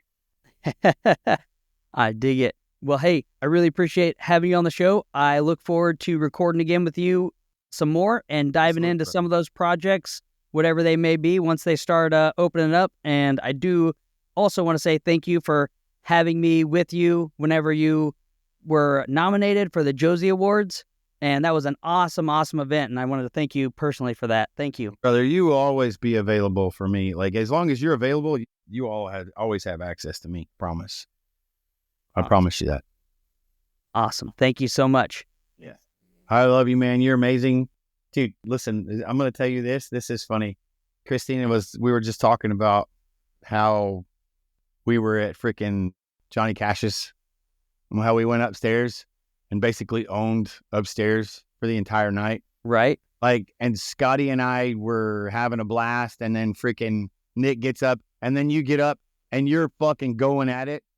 I'm going to say this. Don't take this the wrong way. Like, you don't give a fuck about what anybody thinks about you, bro. And I love that about you more than you'll ever understand. Because you were there to have fun, and you didn't give a fuck. And that made my heart so happy, because that's exactly how we're supposed to live. Right. Listen, just because I can sing and you can't sing as well as I do, doesn't mean I should judge you.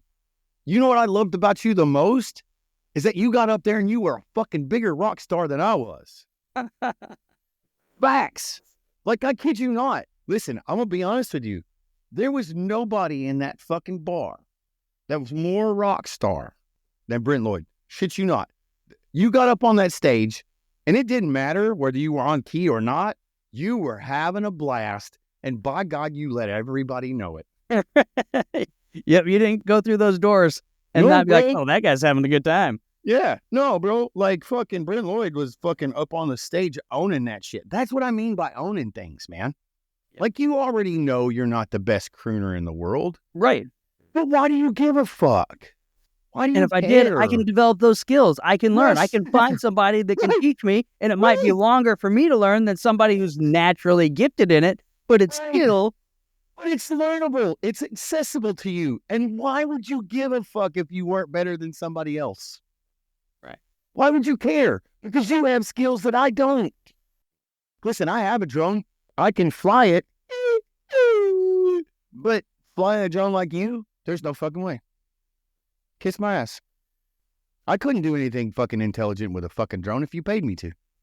Can I get it to fly around in my backyard? Absolutely. get some good pictures of. I can get some decent scanning, but can I get it up in the fucking atmosphere and fucking, am I licensed to use one? No, fuck no. I'm not, I don't have any of those skills. Can I learn them? Hell yeah, I can. But if I don't have the time to learn them, guess who I'm calling? Right. That's the difference. Mhm. I ain't going to take responsibility for what you know, because if I need you, I'm just going to call you. And that's freaking awesome thing about community and just having people that are ride or dies that you can call and be like, hey, I got this problem. Facts. I'm out of my, I'm out of my depth, bro. I need I need a bigger wheelhouse, man. Yep. I need a bigger fucking wheelhouse. Can we put this in a bigger boat than a fucking PT cruiser? This will be awesome. Right. Fuck. Yeah. I don't want to do this on a fucking mine sweep anymore. Can we put this on a frigate or something? Fuck this. Right. Yeah. Right. So, yeah, dude, listen, again, and the one thing that Christina loves about you the most is that you fear nothing. She loves that about you. I love that about you. I feel the same way. Like, the only thing I really fear is God, and that's about it.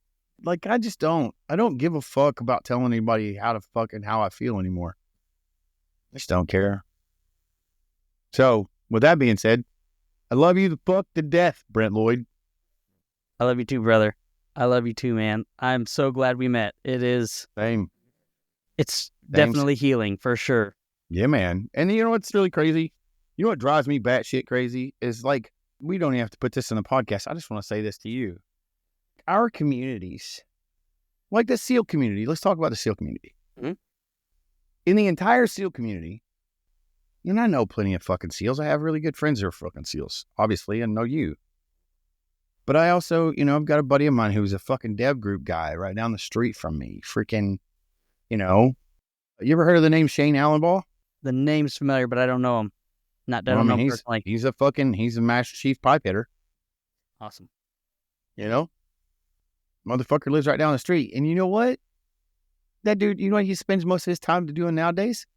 Yeah. Special Olympics with his son. Yeah. His son, you said? Yeah. Special Olympics with his son, Gabe. Gabe's one of my biggest fans. That's cool. Yeah. And here's the difference between him and all these other motherfuckers like Jocko Willink and fucking David Goggins and all these guys. And you know what? They're all fucking badass in their own fucking right. Abso-fucking-lutely. Because taking away Hell Week from a fucking Buds candidate, ain't no way. Ain't no way. But let me tell you this. This is what bothers me the most about our community. We get you past Buds, and we get me past several years of training, and we both go out. Let's say we both went out in Fallujah in 2004. There's not much difference between who we are and what we're doing. There's not.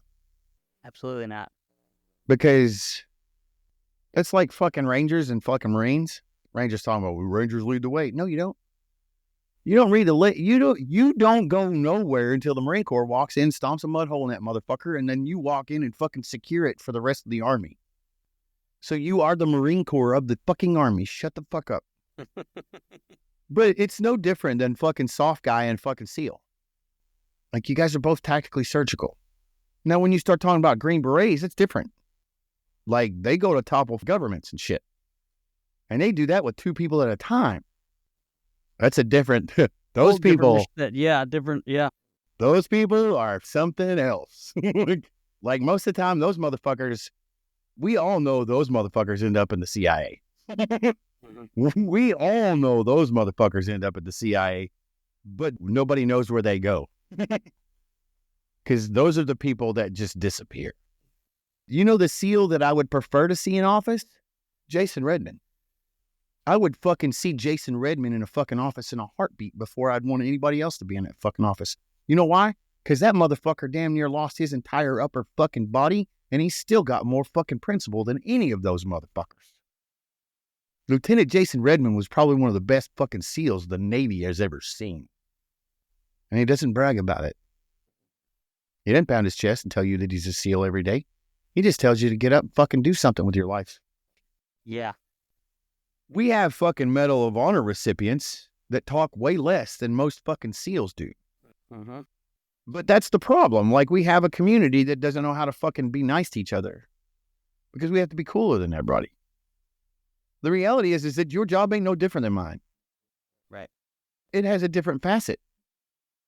Your quick reaction, I am fuck shit up. Period. But the sandbox is the same. Same. It doesn't matter where we're in the fucking sandbox. Like, you can go back through fucking time. Let's go all the way back to fucking World War II. People like you and me, we didn't carry weapons. We just stuffed holes with fucking gauze, bro. And tried not to die. Right. That's what we did. Like, we didn't start carrying fucking pistols until fucking Vietnam. We had a fucking K-bar. And that was for opening up fucking medical bandages. That was it. It was a whole different world back then, man. It Yeah. always blows my mind when I think about it. Like, Yeah. whole different And now we have mentality, all whole these fucking different everything. facets of fucking things. Like, I mean, we even have MARSOC now. Like, which, hey, all right, cool. We put the fucking Marine Corps in fucking SOCOM. That's cool. But how much more special is SOCOM than the rest of the fucking armed forces? It's not. They're all valuable. The supply guy is just as valuable as fucking... Everybody knows that. Even a team guy. Like, you guys have supply guys. Yep. If your fucking supply dude doesn't get you fucking armor, you're fucked. Right.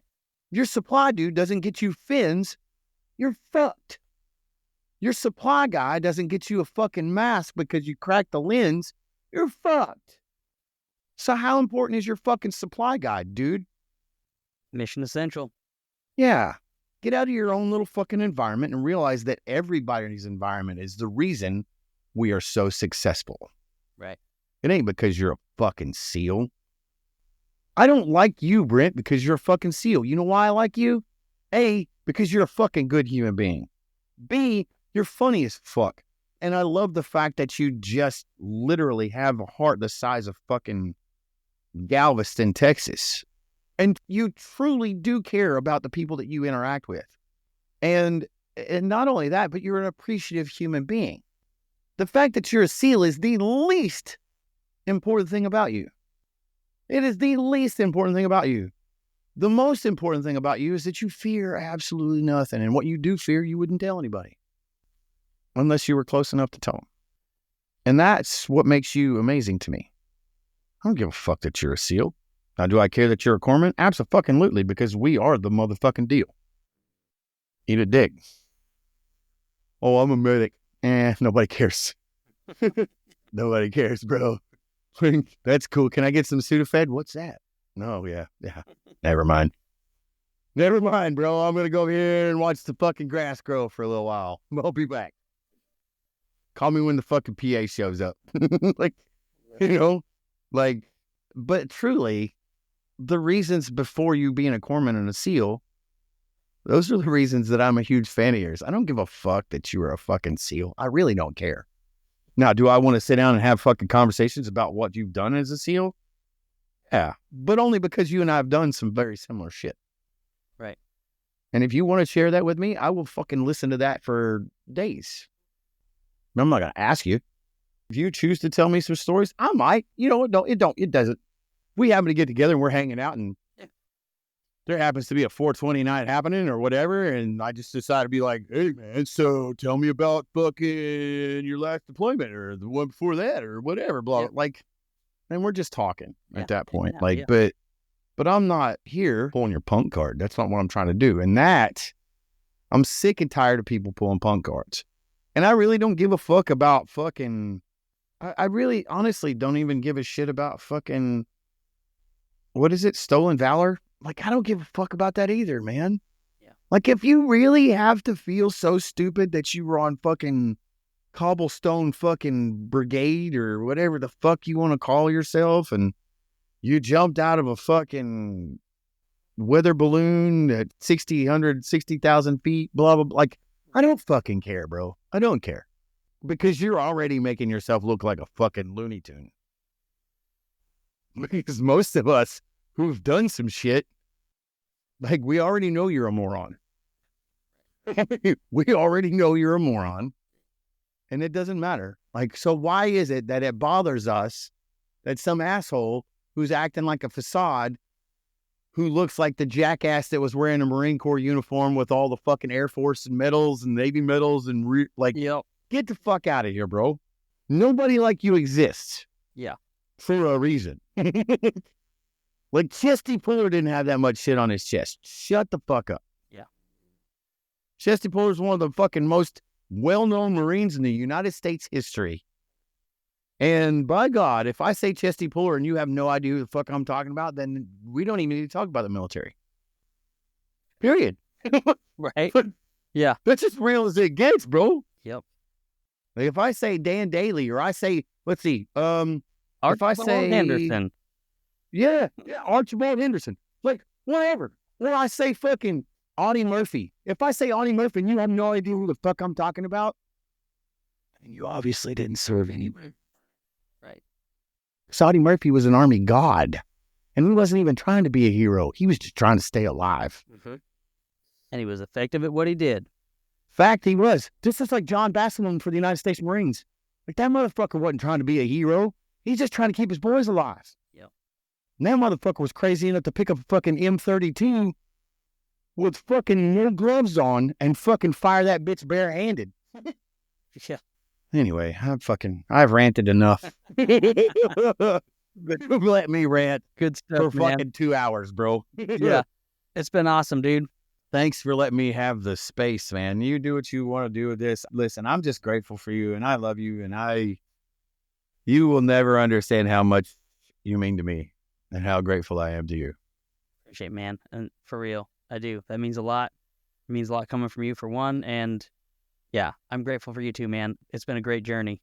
You are literally probably one of, to me, like, I look at you as a hero, and not because you're a SEAL, but because I know where you've been and I know what that looks like. And I'm watching you recover from it, and I'm watching you learn from it. I'm watching you grow from it. And I want you to know this too, because I'm not always stable.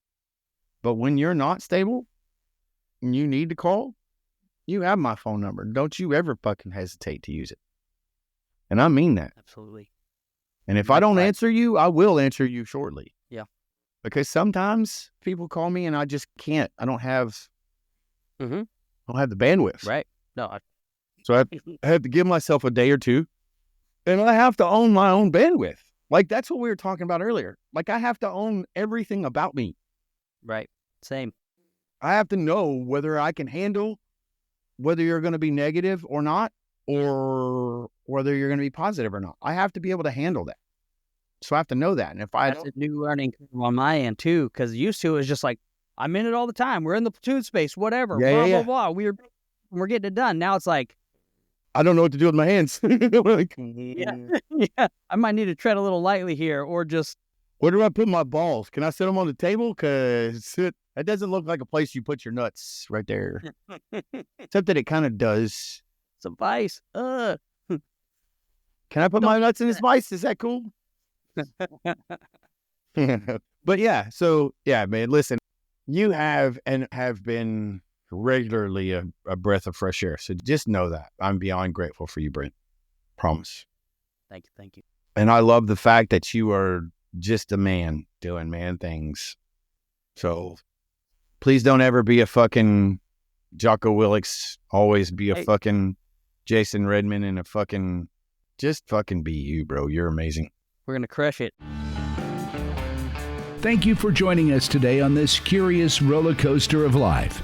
If this is your stop, please exit peacefully. Enjoy the rest of your day. If you're ready for another one, just push play. Just a final note before you go, thank you, and thank you for feeling. The distillation and aging process is different for everyone. I'm not quite sure what you're ready for. Sip slowly and enjoy responsibly. Baby says she's leaving if I don't stop drinking wine. I switched to whiskey, now I'm feeling fine. Drinking that smooth whiskey.